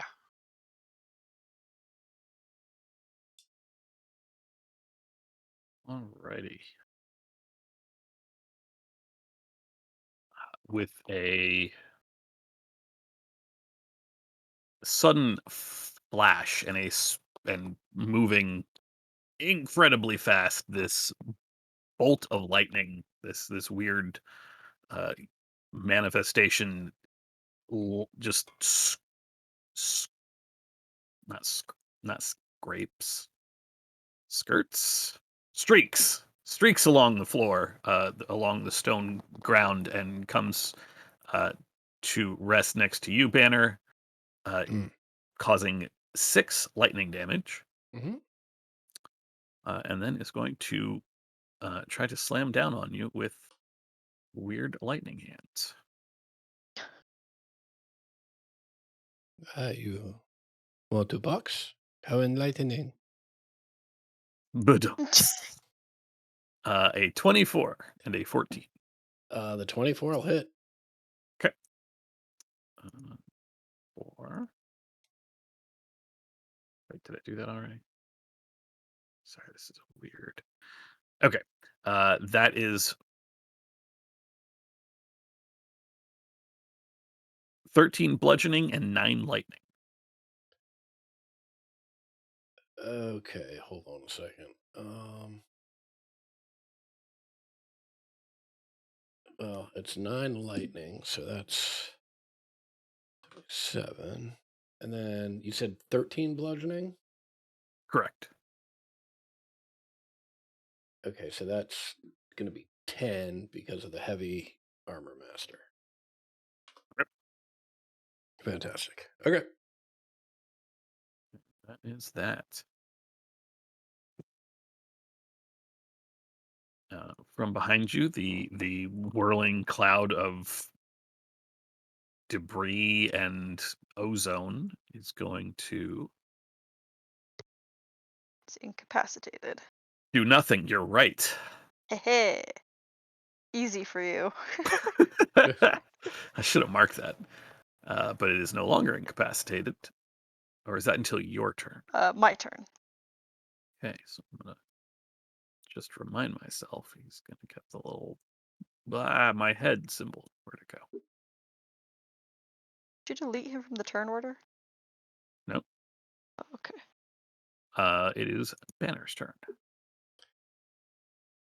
Well, that is excellent shot. Let's see if I can match it. Oh my god. I would say so. Okay. Oh, actually, well, here's an important thing because of this first one, right?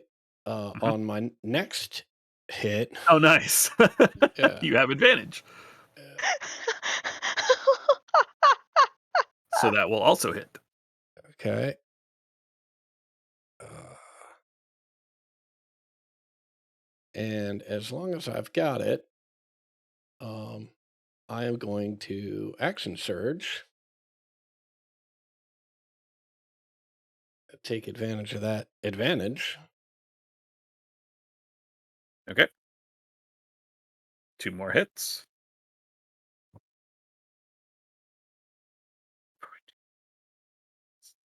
2. Jesus. And because I'm a genius, I'm going to try and give this big electric boy a hug. Okay.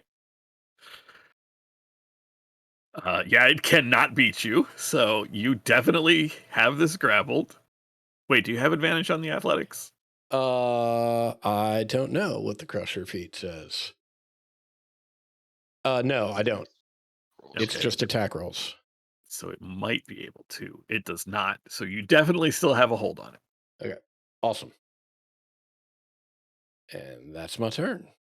Yeah, you lay into this with your fists, and every punch seems to just diffuse some of the energy as you yourself being metallic are just grounding some of the energy. This thing looks pretty messed up, pretty dispersed.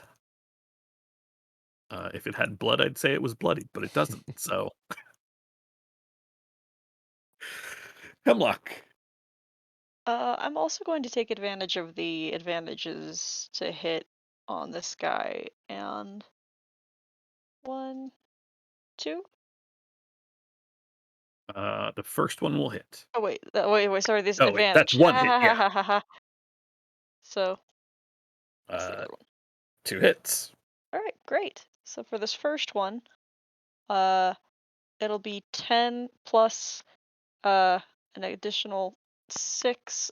So this is my grave touched. When you're using your form of dread, you can roll 1 additional damage die when determining the necrotic damage a target takes. As part of it, I'm also able to turn Yep, something all of I'm it to necrotic. doing. Yeah. So that'll be 16 for the first hit. Oh wait, hold on. It didn't add my 5, so it's actually 21 for the first hit. And Okay. then uh oh, sorry, that's not the button I meant to hit. And then another 12, and I'll add the 5 back in. Or So no, sorry. 21 and 12. I only have an 18 charisma. That's right. It's a +4, not a +5. So 20 and so 31 points of damage. Yes, thank you for doing that math for me. This thing looks real bad. Anything else? Uh, nope. Court, you are currently invisible. I am invisible. I have been trying to figure out how to use that to my advantage. You have advantage on everything, dude. Yeah, Oh, unless they have some magical ability to see you, uh, you are invisible to them. So have advantage to attack. all right. Um, I will just pow. I want to do. Can I see this bitch? Yep. All Yeah, right, yeah. I'm just gonna whoop at them. You have advantage. You definitely hit. And I get sneak attack. My sneak attack always shows up for this thing, and I don't know why. It is not checked, but it does. Hmm, I don't know. You do get it though. So 12 damage. Okay. No, he is no longer incapacitated because Hemlock is out of turn. Anything else? Bonus action or anything? Um, no, that'll be well. uh, uh, No, that's it. Okay. Arlen, you're up. Duke. Oh, disadvantage. It unfortunately that's not something I can even make use of because all of my spells are saving, and I don't have many that do damage. Uh, but I guess I could run up and stab it with my rapier. I don't know. I guess these things have mines, so a mine sliver should work. I'll throw a mine sliver at the one that Court just shot. Okay.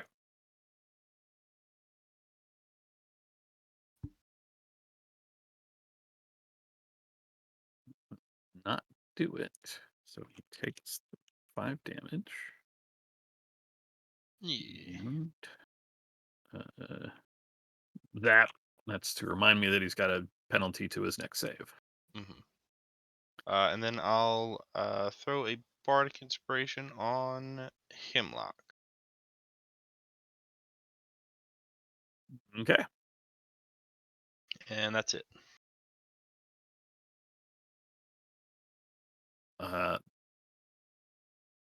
Realizing that fighting a metal monstrosity is probably not going to go well for a creature made of lightning, in a burst, it slips out of your grasp for it up to 30 feet. Where is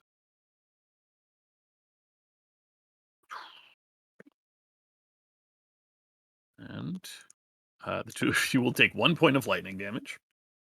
My damage dice are on fire.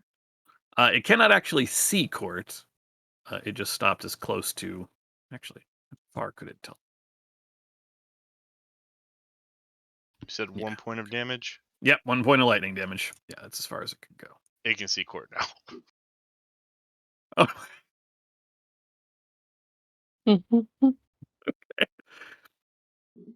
Oh, and then it is going to. Well, it Oh, will make an you're attack on muted. each of you then. You were muted, dear. Oh, I wanted to give Tyler inspiration. Yeah, okay. Oh God. Okay. Oh, no. Hey, if it's meant to happen. Yeah. Okay. 1 attack on Court. A 22 to hit. Yep. That is. Can I use Oof. my thing, silvery barbs, to re-roll that? Okay.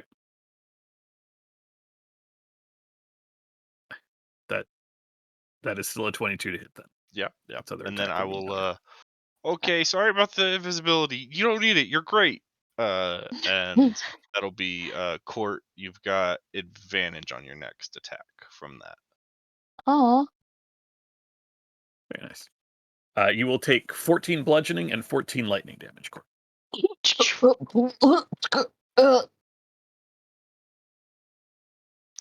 Okay.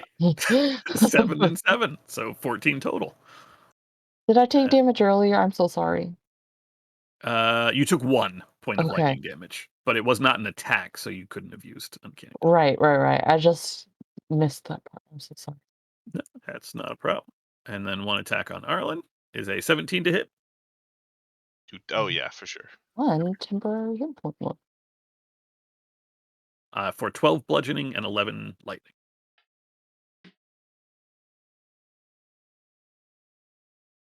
Okay.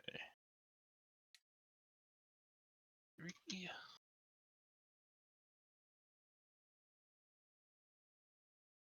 That is its turn. Bonus action. Oh, should bring up this guy who finally gets to take a turn. Did not like being shot in the brain. Weird. I know, right? Uh-oh.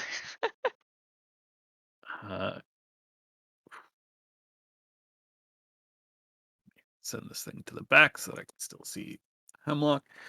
It flies over to you, Hemlock, and begins to swirl all around you, raining down with just concussive force. That is an 11 to hit. That's not going to do it. Oh, kick ass. That's a 13. Nope. I got mage armor now. A 13 doesn't hit me anymore. Why have you betrayed me, dice? Why? And then nope, that's it. That's another action, so I can't do that yet. Okay. Banner.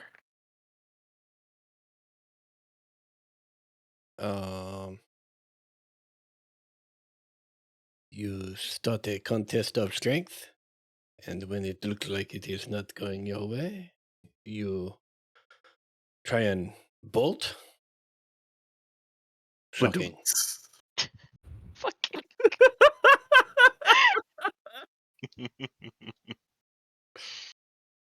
I'm playing my own little game over here. Leave me alone. Uh, um, I don't have advantage. okay. The 28 will still hit. Yeah. The other one will not.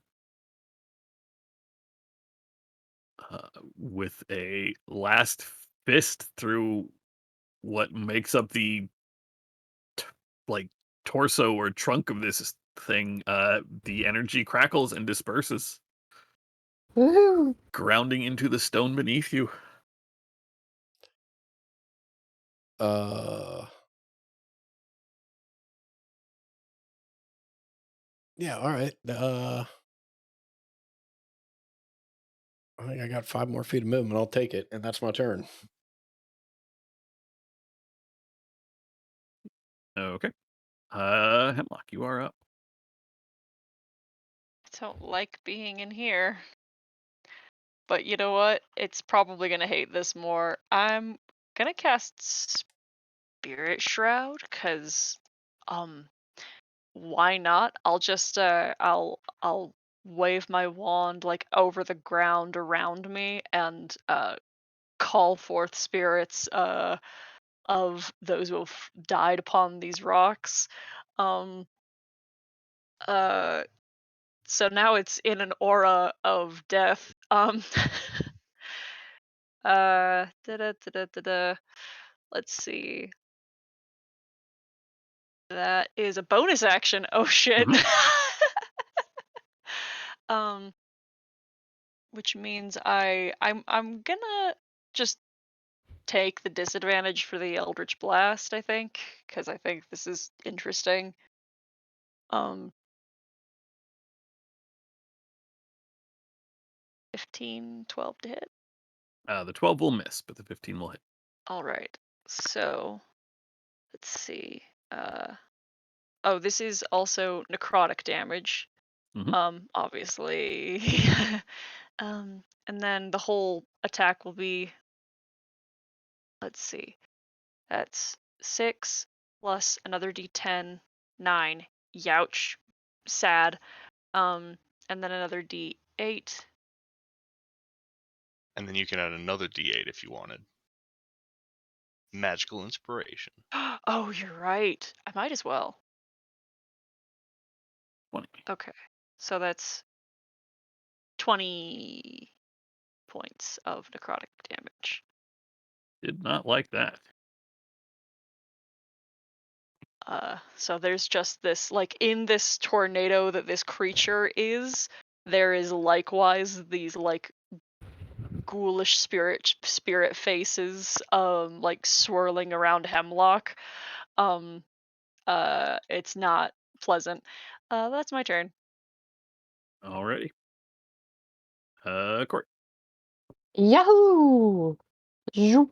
I have advantage, right? Thanks to my dear friend Arlen. Yep. Yes. Hasn't failed me yet. You can roll again to see if you crit, but that will definitely hit.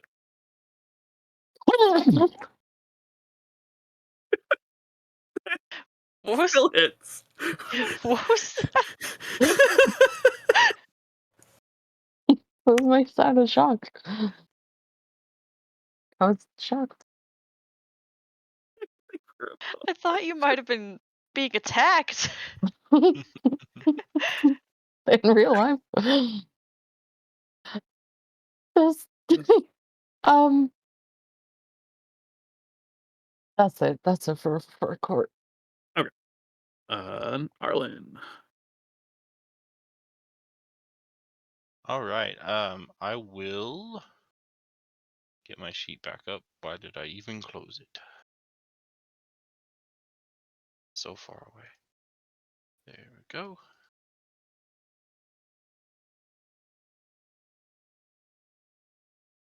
And I am going to do another Mind Sliver.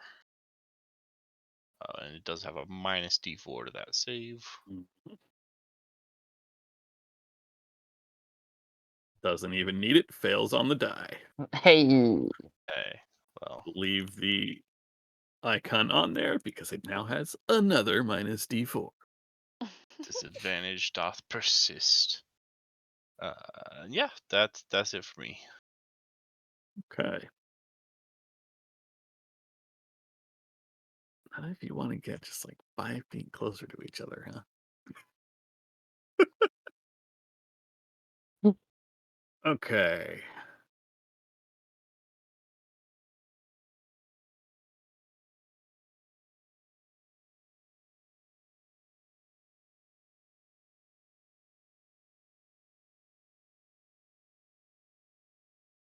Um, this raging wind will begin to swirl and swirl stronger and stronger. I need Hemlock to make a strength saving throw, please.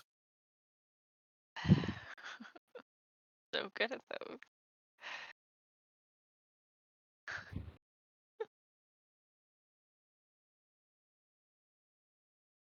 Keep it. Yeah. I'll take the getting thrown like 20 feet or whatever it is. You take oh god, my dice.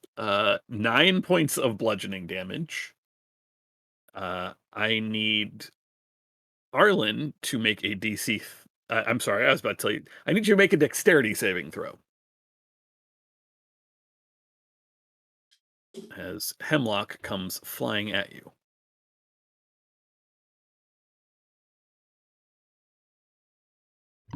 13. That will just make it. Oh, and actually, Hemlock, you take another 7 points of bludgeoning from the throw itself. Okay. And the ghosts, like the cyclone of ghosts evaporates as I'm thrown through it.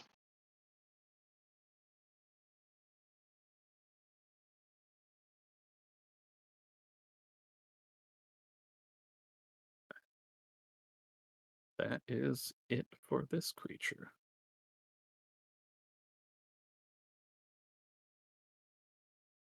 It could fly away, but it's bound to do stuff. So, Banner, it is your turn.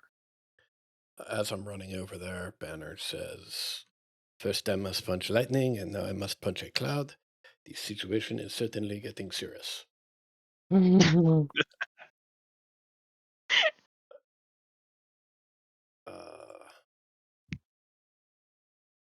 oh, nice. Again. Oh my god. Yeah, the crit will definitely hit, as will the next attack.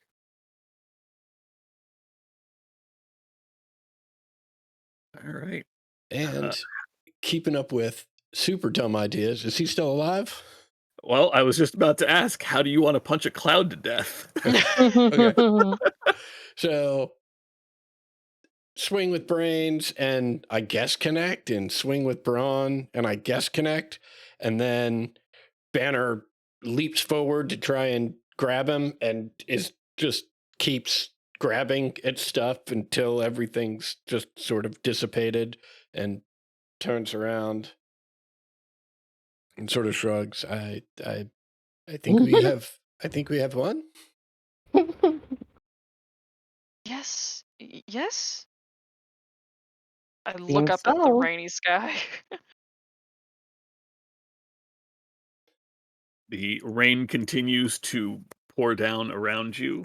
The in the far distance, you hear a peal of thunder, but the storm continues to both drench you and ignore you all at the same time. Um, I would like to pay close attention to particularly this lightning rod, but also whatever the closest lightning rods are, right? And see if the system is still functioning, or if Arlen's dispel magic has managed to disrupt this lightning chain. The lightning had just hit, so you know that there is going to be at least a little bit of time until the next strike. Certainly, the most regular ones occur on the hour, so there Oh, would so it's not not, that frequent. I gotcha. it's sometimes it is and sometimes it isn't. The Okay, longest time between flashes of lightning is only ever an hour. Like gotcha, that is like clockwork. It's just a case of how much builds up at any gotcha. given time. Um, if you all would like to sit and wait for the hour, you can certainly observe and see uh, if the lightning flashes. Um, Hemlock, you with your ability to just detect magic at any time, the transmutative magic that had been around the top of the lightning rod is gone. Whether it is permanently dispelled or whether it is simply suppressed, that you have no idea. Okay. But at least w- for a time, that magic is gone. This is a complicated question, which you're welcome to say no to, but would it be possible to make like an Arcana check to figure that out? Like if it's suppressed or if it's gone. There is really no way to solidly know other than to wait and see. If No the magic problem. were to return, but for now, that aura is gone. No problem. Uh, I think I'll say that. It appears that it worked, at least for now. No way to know otherwise. I personally, as helpful as it would be to know, don't think we need to stay here to find out. I think we'll have plenty of opportunity later, and I think that this might truly be a good way of be assisting and taking these down while we pass them. Unless anyone else feels strongly that we should wait. Well, I mean, I only have so many spell slots, but um, maybe we just take one or two more out. Are we gonna like? I mean, if I'm able to recover those before we fight, that's one thing. But like, I feel like that should be the case. I mean, we are a ways away still from Motherhorn. Don't anticipate we're going to see Endelin today. Yes, but we may need to fight in the mines. yeah, I mean, I can handle small scale stuff, without it, I guess. But like, once we go to face the big bad, I'd like to be at, full charge. Of course, perhaps if we pass these along our travel, then if it's available to us, we try to dispel it. Sounds reasonable enough. Yes, and what what do you think that Argantel? What do you think that you and your crew can do going forward? I do not know if you have any of the magics that Alan was able to use to disable this one, and even if you do, um, it seems very dangerous. These creatures. Um, well, this experiment was quite illuminating. Agreed. Well, unfortunately, we can't do what what Arlen just did. Our magic is tied to the earth. We can undermine them and have them fall. It will take longer, but it can be done. We Well, haven't we done it. do not get me wrong. We are grateful for whatever help you can give us, but you have seen what occurred when we interfered with the normal operation. Is that something that you would feel comfortable putting you. I would not feel comfortable asking you to put yourself in that sort of harm's way.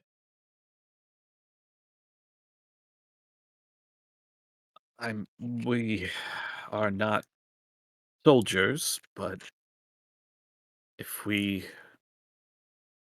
do it fast enough, we can perhaps hide in the stone. And Mm. she demonstrates by sinking into um,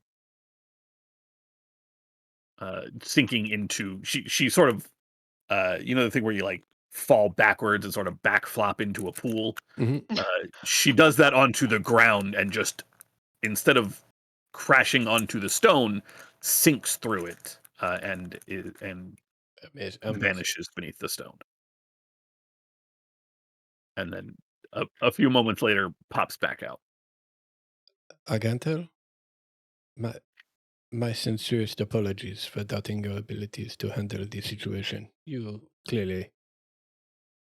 do what you feel is best. You have more than capable of handling any of these situations that may arise. Oh no, no, no, no, no, Your Majesty, don't get me wrong. I am still very hesitant to.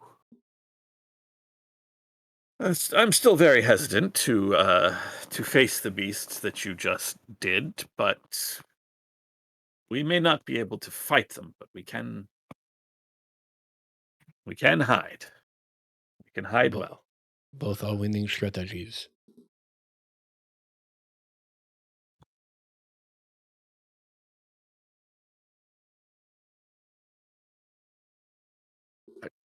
Are I mean that are are we are you confident that well, I mean you said maybe dealing with more on your way in to see Endelin. Are I can take you to Briganok and if I don't know how maybe you can find the tunnel or whatever, but if once you deal with the Briganoks, do you think the magical do you think you will have the strength to deal with these, or should I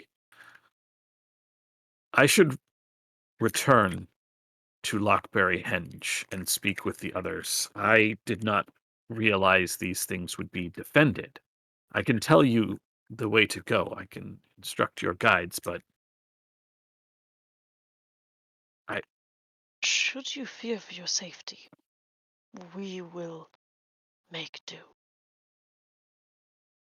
I just want to make sure that the clans have all the information. I don't want this to be a surprise to them. Yes, We of are course.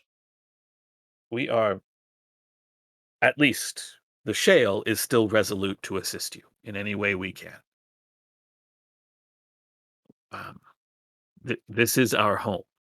As long as that hag is here, we are not safe. Um, but I can't ask the other tribes to. I can't keep this from them at the same time that I am asking them to help. Of course not. Yes, in fact, I would say that in addition to informing them of what is ahead and what the risks are, um, please, if they choose not to assist or get involved, which is perfectly reasonable, um, they should be encouraged to hide. I anticipate things will probably get worse before they get better, but they will definitely get better.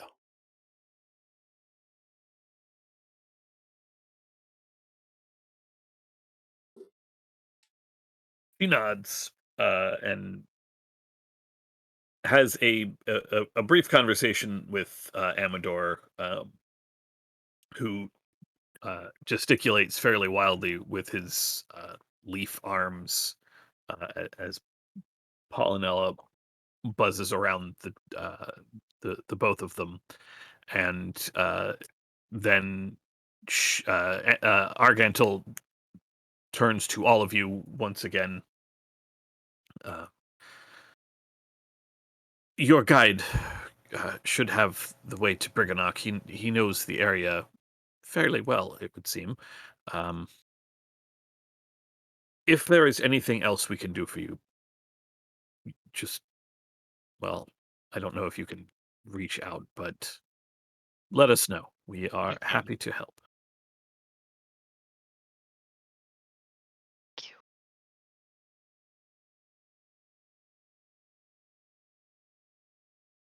Forward to being of assistance.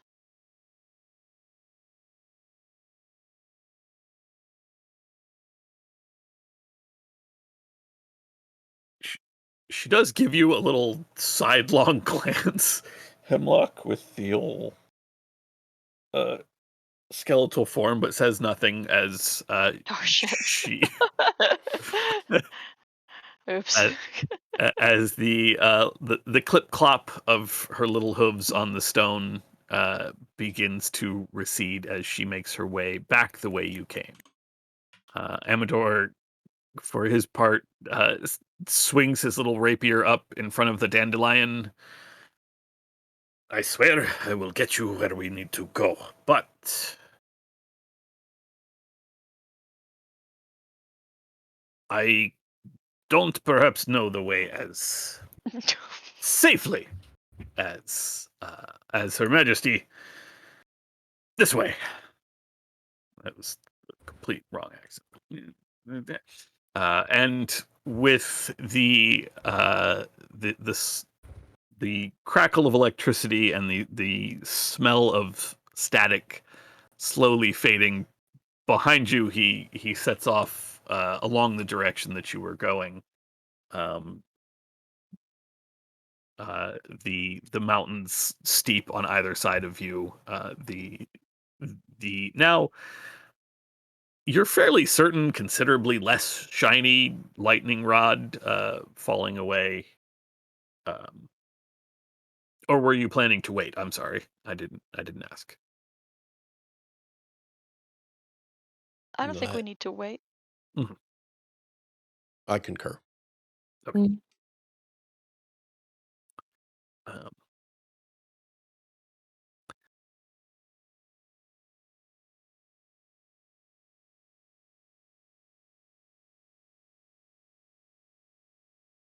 you trek along the narrow paths of the mountains of Yon, and after about an hour, uh, sort of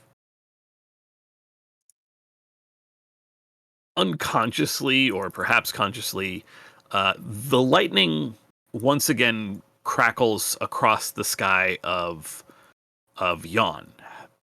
However, um, there is a decided drop in uh, the the brightness, the flash, and um, it would seem that whatever magic was dispelled from the top of this lightning rod, if it is coming back, hasn't done it yet. And this lightning rod that you have left behind you, no lightning crackles along it past you this time. And Gleam looks at you all, gives an approving nod. I- If it's not too personal, um, I mean, it's fairly certain, or it's fairly obvious, rather, what's been taken from me. And she gestures at the stone at her feet, where you all had previously noticed that when the lightning flashes, or in the light that you all are carrying, she casts no shadow at all. Um, Endlin cut it from me with her shears as part of my deal, and she keeps my sister as part of her deal. If I just had. Wait. You don't cast a shadow. Isn't the number one thing that an eclipse does is cast a shadow? Jeez. Do you think we have to get the shadow back for the eclipse to be an eclipse? Um, Perhaps, although my sister is the sun. I I block. I cause. Well, now that you mention it, I cause the eclipse. But I'm You fairly certain I can hmm, still interfere with my sister's light. yeah, I mean, She says that with a very sad look on her face. an Mm, eclipse an eclipse is, well, something blocking something, the moon blocking the sun. So, you know, I guess the moon doesn't have to cast a shadow for it to be an eclipse. Hmm. Well, I just, thought came to me and I wanted to voice that concern, but hopefully it'll be okay. I mean, I mean, guess we'll see. I can't break the bargain with Endelin. It's magically compelled, but Hmm. I suppose strong enough magics to break a curse, but I can't do that. Slaying her should certainly return my shadow to me. Yeah, I think I'm just getting myself psyched out. I think, I think we're fine.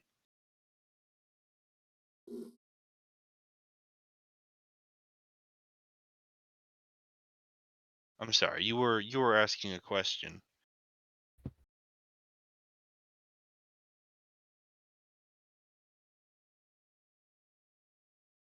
Oh, um, I was. It's okay. It was probably a rude question anyway. I just you have all gone through such great lengths to come here, and Court turns and wiggles his wings.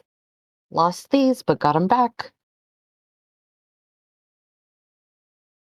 Yeah, the more physical manifestation, I guess, was uh my foot was kind of ephemeral for a while, and he wiggles his toes. But I think it wasn't really the foot that was taken, but my luck. Um, Good luck, bad luck. It never really seemed to affect me since that day. Court looks expectantly at Hemlock and Banner. Well, I am here looking for my friend, Harold Peach, a wonderful little gentleman. He, we have tracked him through hither and thither. Um, perhaps, perhaps you have seen him, a small gentleman, about yay high, a gnome, white hair, coat similar to this. Has a button like this, and I'll gleam the button from Harold's coat. she thinks for a minute. I can't say I've seen him, but Endelin did say the name. She seemed awfully concerned about his presence in Prismeer. I I think she sent him to the palace. And Hmm. she gestures vaguely uh, off into the distance, and um, you can just make out, like at the very edge of the mists in the mountains, the tall parapets of the castle that you all saw very far in the distance when you first arrived in Prismeer in Hither. That was some time ago, though. Yes, well, I have not seen him for 8 years, so I imagine it has been a moment or two. But Herald is very crafty, and we have learned rather recently that he has a few tricks up his sleeve that even I did not know about. So I am sure that he's getting by okay, and I look forward to our reunion.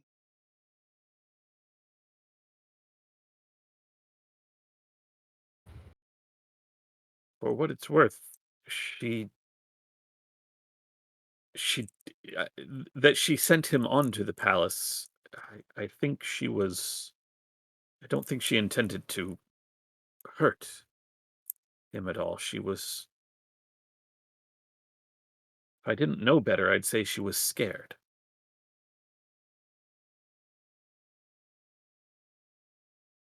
As I said, that one is crafty.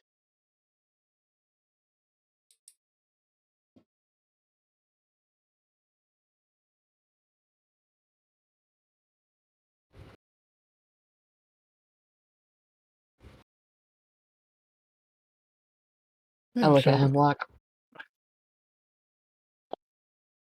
What? What did you lose? Um, well, it's perhaps sort of silly, but I've always had a.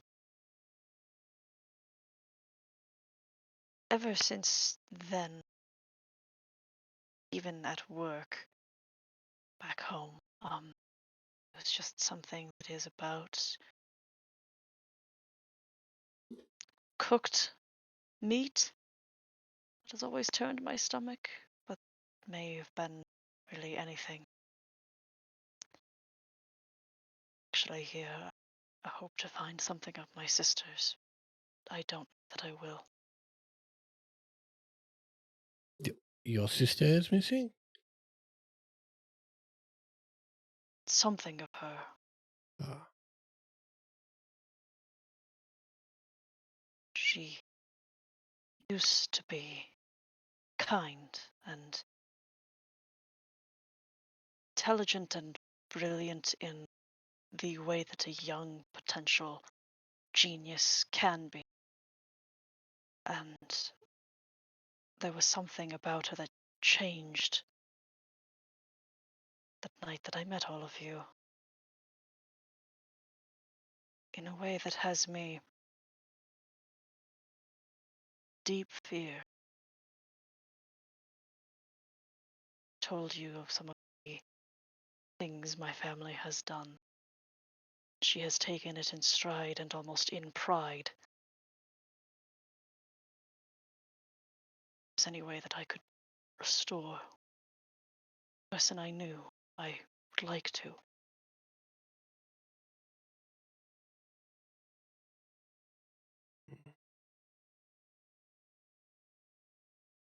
We'll, we'll find it.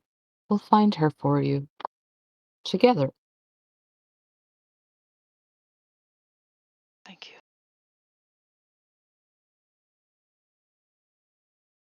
so you think that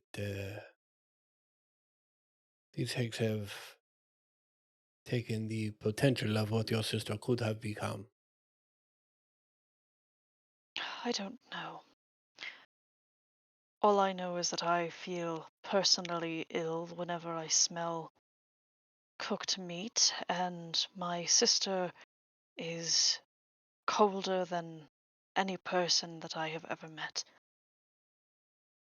Seems odd in comparison, but perhaps exactly the sort of thing that a hag would find interesting. I don't know. Hmm. Well, Endelin will tell us voluntarily, or we will beat it out of her.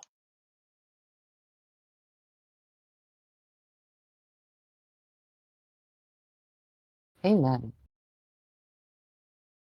And anyway, it's not as if I have any need of eating anyway, provided I don't become ill at the smell of a roast ham or whatever. None of it should bother me anymore. I am not worried about finding what I have lost.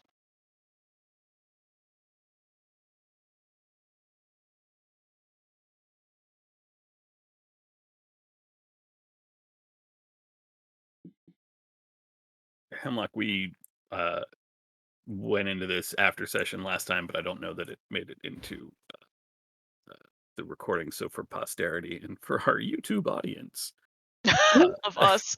of us, but much like when Court arrived in Hither, and much like when Arlen arrived in Thither, your arrival here in Yon and your time here in the mountains has, at the back of your mind, been um,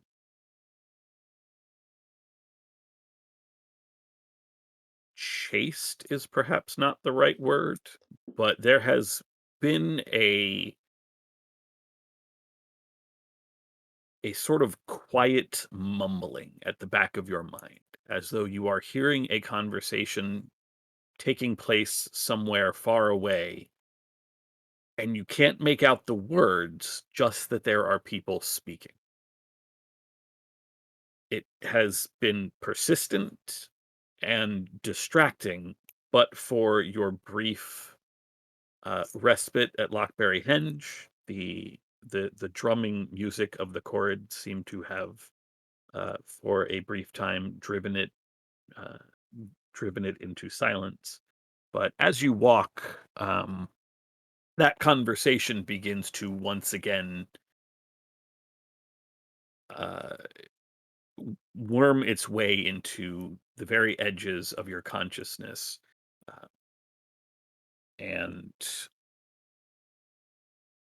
any time that the lightning flashes, it's accompanied in your mind by, is that applause, maybe? It's hard to say. It could just be the rain that Am whips I up. hearing the fucking theater? It could just be the rain. Who knows?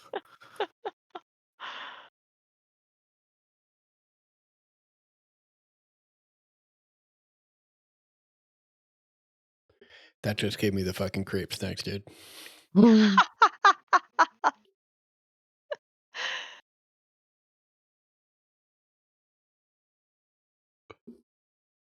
As you are having this conversation with Gleam and realization, and the weather continues to beat down all around you, there is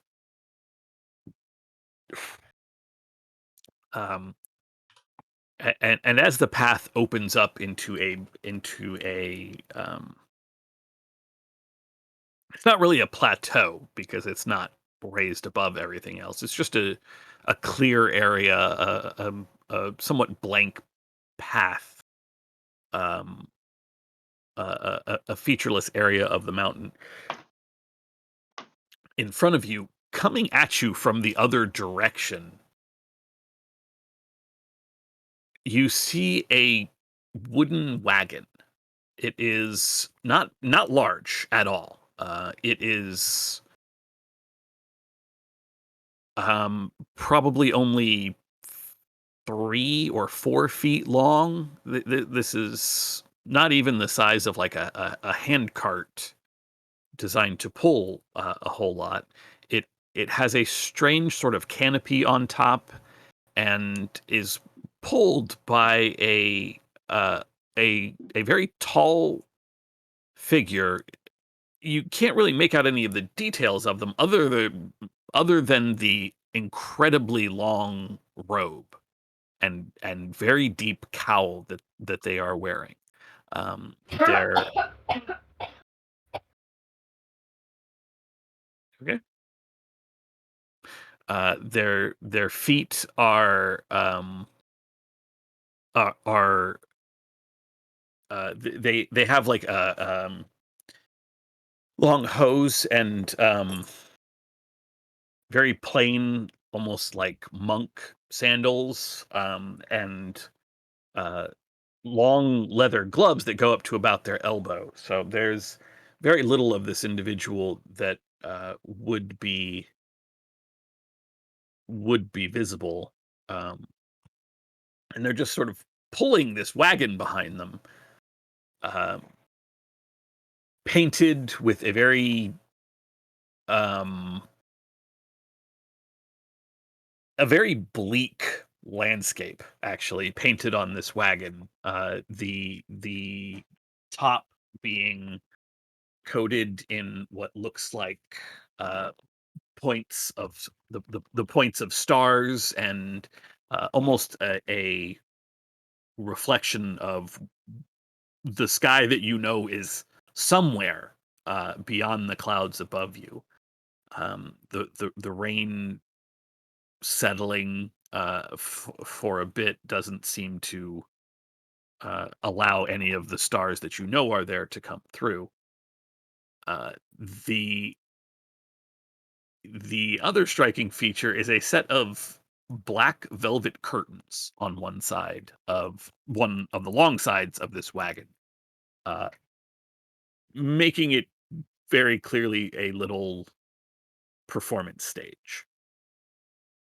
And this individual is pulling the wagon towards you all into this sort of featureless area of the mountains and stops about 20 feet away from you. Uh, Not quite blocking the path on the other side, but just stopped in the middle. Its cowled head, the cowled head of this individual raises up, although the cowl is still so long you can't see under it. The figure takes a step back, puts its arms out widely, and then shuffles the uh to one of the deep corners of the wagon, not behind it, but one of the air quotes here rear parts of the wagon. The fuck? There is nothing to be afraid of, friend. Come out and we will introduce ourselves. And share news like friendly travelers that we are.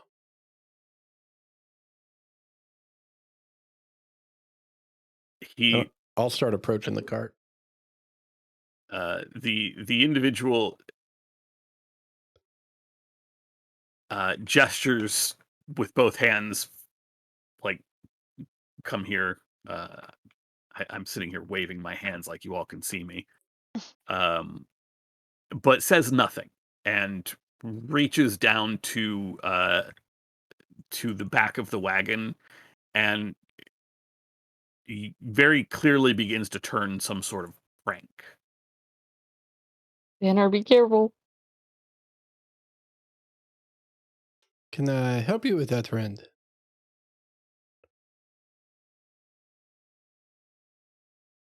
Are you able to speak? Without a word, as you are approaching, the black velvet curtains that are on the front of the wagon spread apart, and uh, on this wagon, a little wooden stage with a backdrop of the mountains of Yon.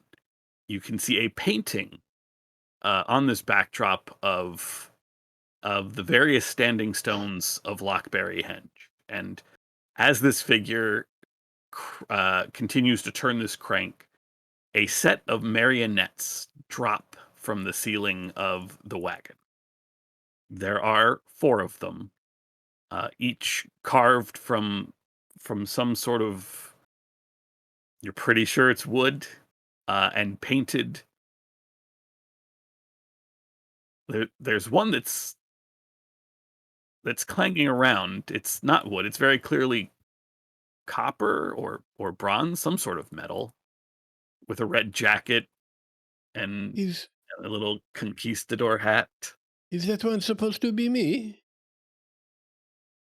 A smaller one drops down with bright wings made of colored glass and a bright red nose. Uh-oh. Another one drops down, also small, furry, with a fancy coat and a very well made lantern in one hand. A fourth figure. I was just gonna Wait, say, pretty well made, if I do can say we so myself. can we run yet? This creeping everyone else out.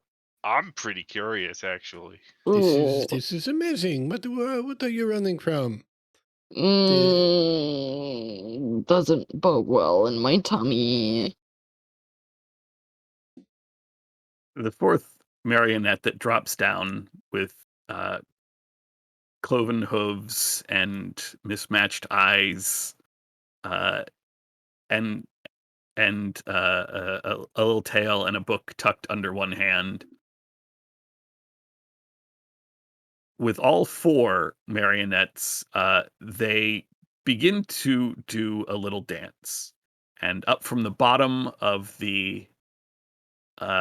of the wagon, a wooden placard with a picture of each of the 8 clan leaders for the Corrids, doing their little jig, uh, pops up and bobs around in a crude approximation of the festivities that you had. Um, After a short time, uh, a a fifth marionette of Gleam, complete with mask and glowing with a bit of an inner light, drops down and begins to do a little trapeze act. This goes on for about 4 or 5 minutes as the marionettes travel along a road, make their way to a lightning rod. The background changes. There's a flash of smoke powder, and the smell of ozone tri- hits your nostrils. Court's making that noise the whole time.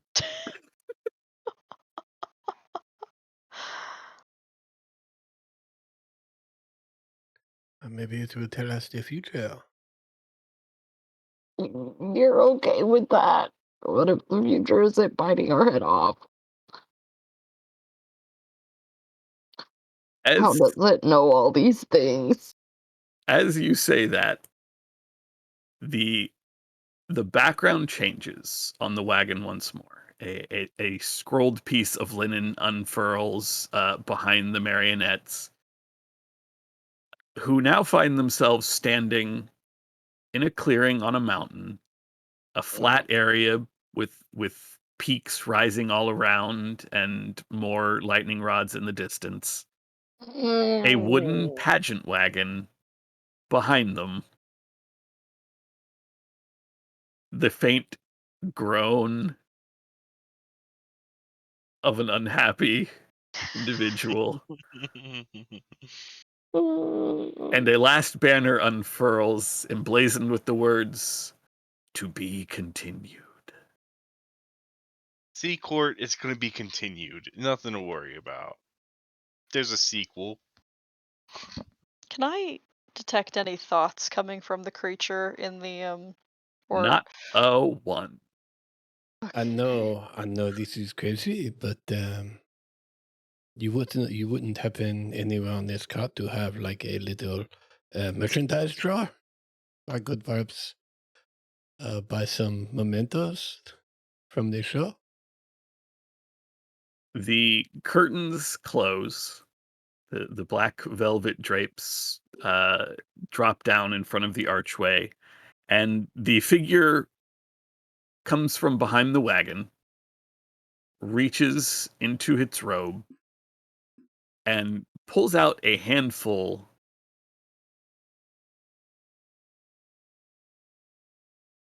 of little cut pieces of paper.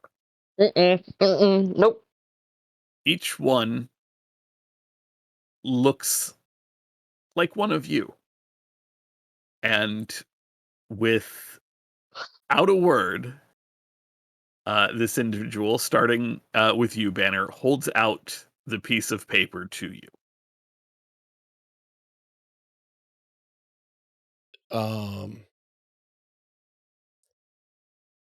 Banner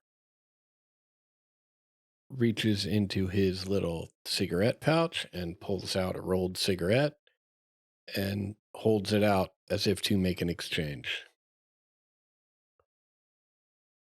With its other hand, it produces a small wooden bowl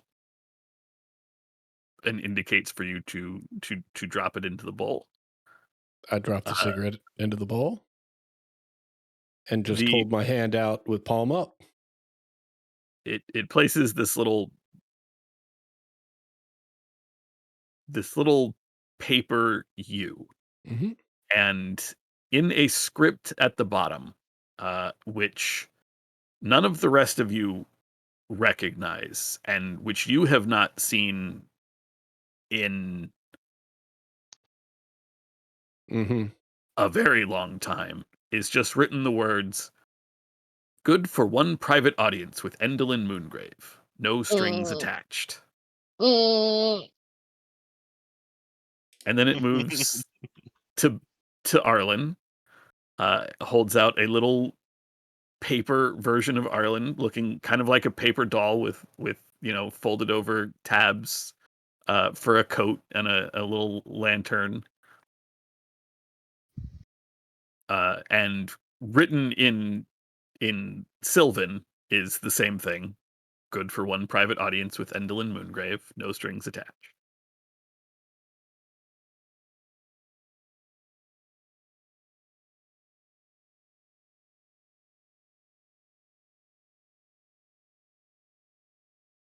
It's nice to be invited. I mean, we were gonna probably go anyways.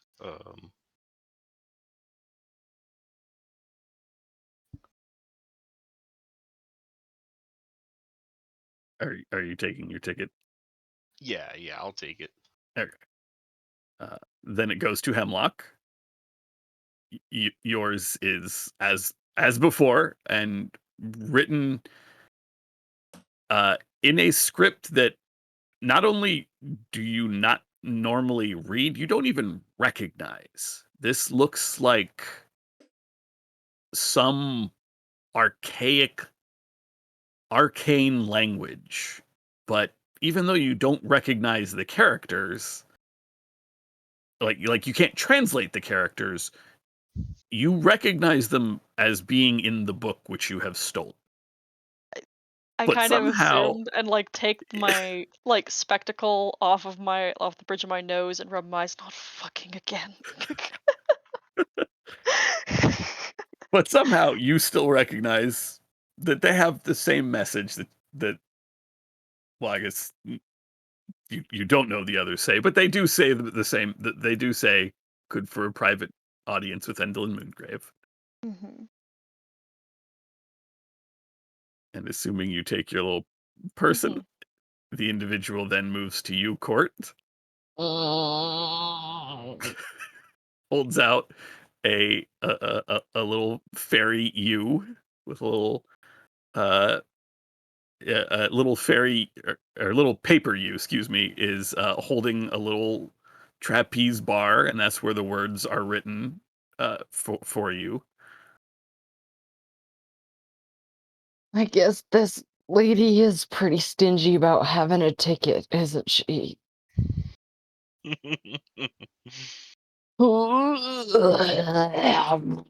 I take my other pincushion, the one that I didn't give away, my Okay. other cursed pincushion, and I drop it in the bowl, and I snatch the ticket. You snatch the ticket from his hands, and with a clatter, the bowl falls to the ground. The contents, the pincushion and the cigarette, are gone. The robes collapse to the ground as though there was never an individual in them. And the wagon, now suddenly two-dimensional, falls over a piece of painted wood. I That's cool. hate this place. Oh, then you must learn that trick. No, don't learn Well, hag tricks. Don't learn hag tricks. Yeah, that should go without saying. Don't learn hag tricks.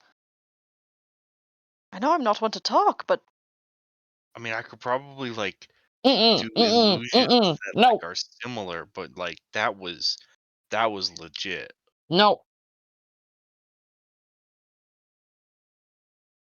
mm-mm.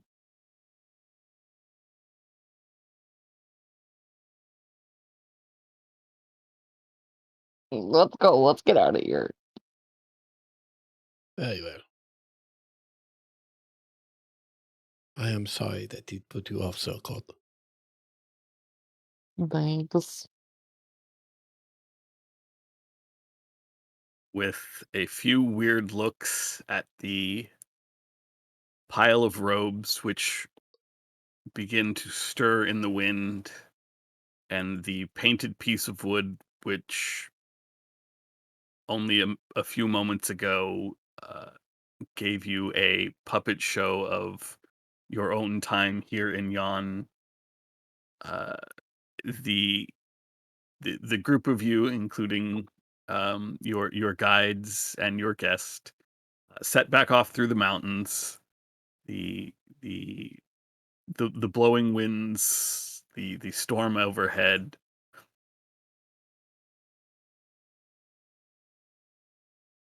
And I think, if y'all don't mind ending a little early tonight, I think that's a good place to stop. agreed. No, yeah, that's great.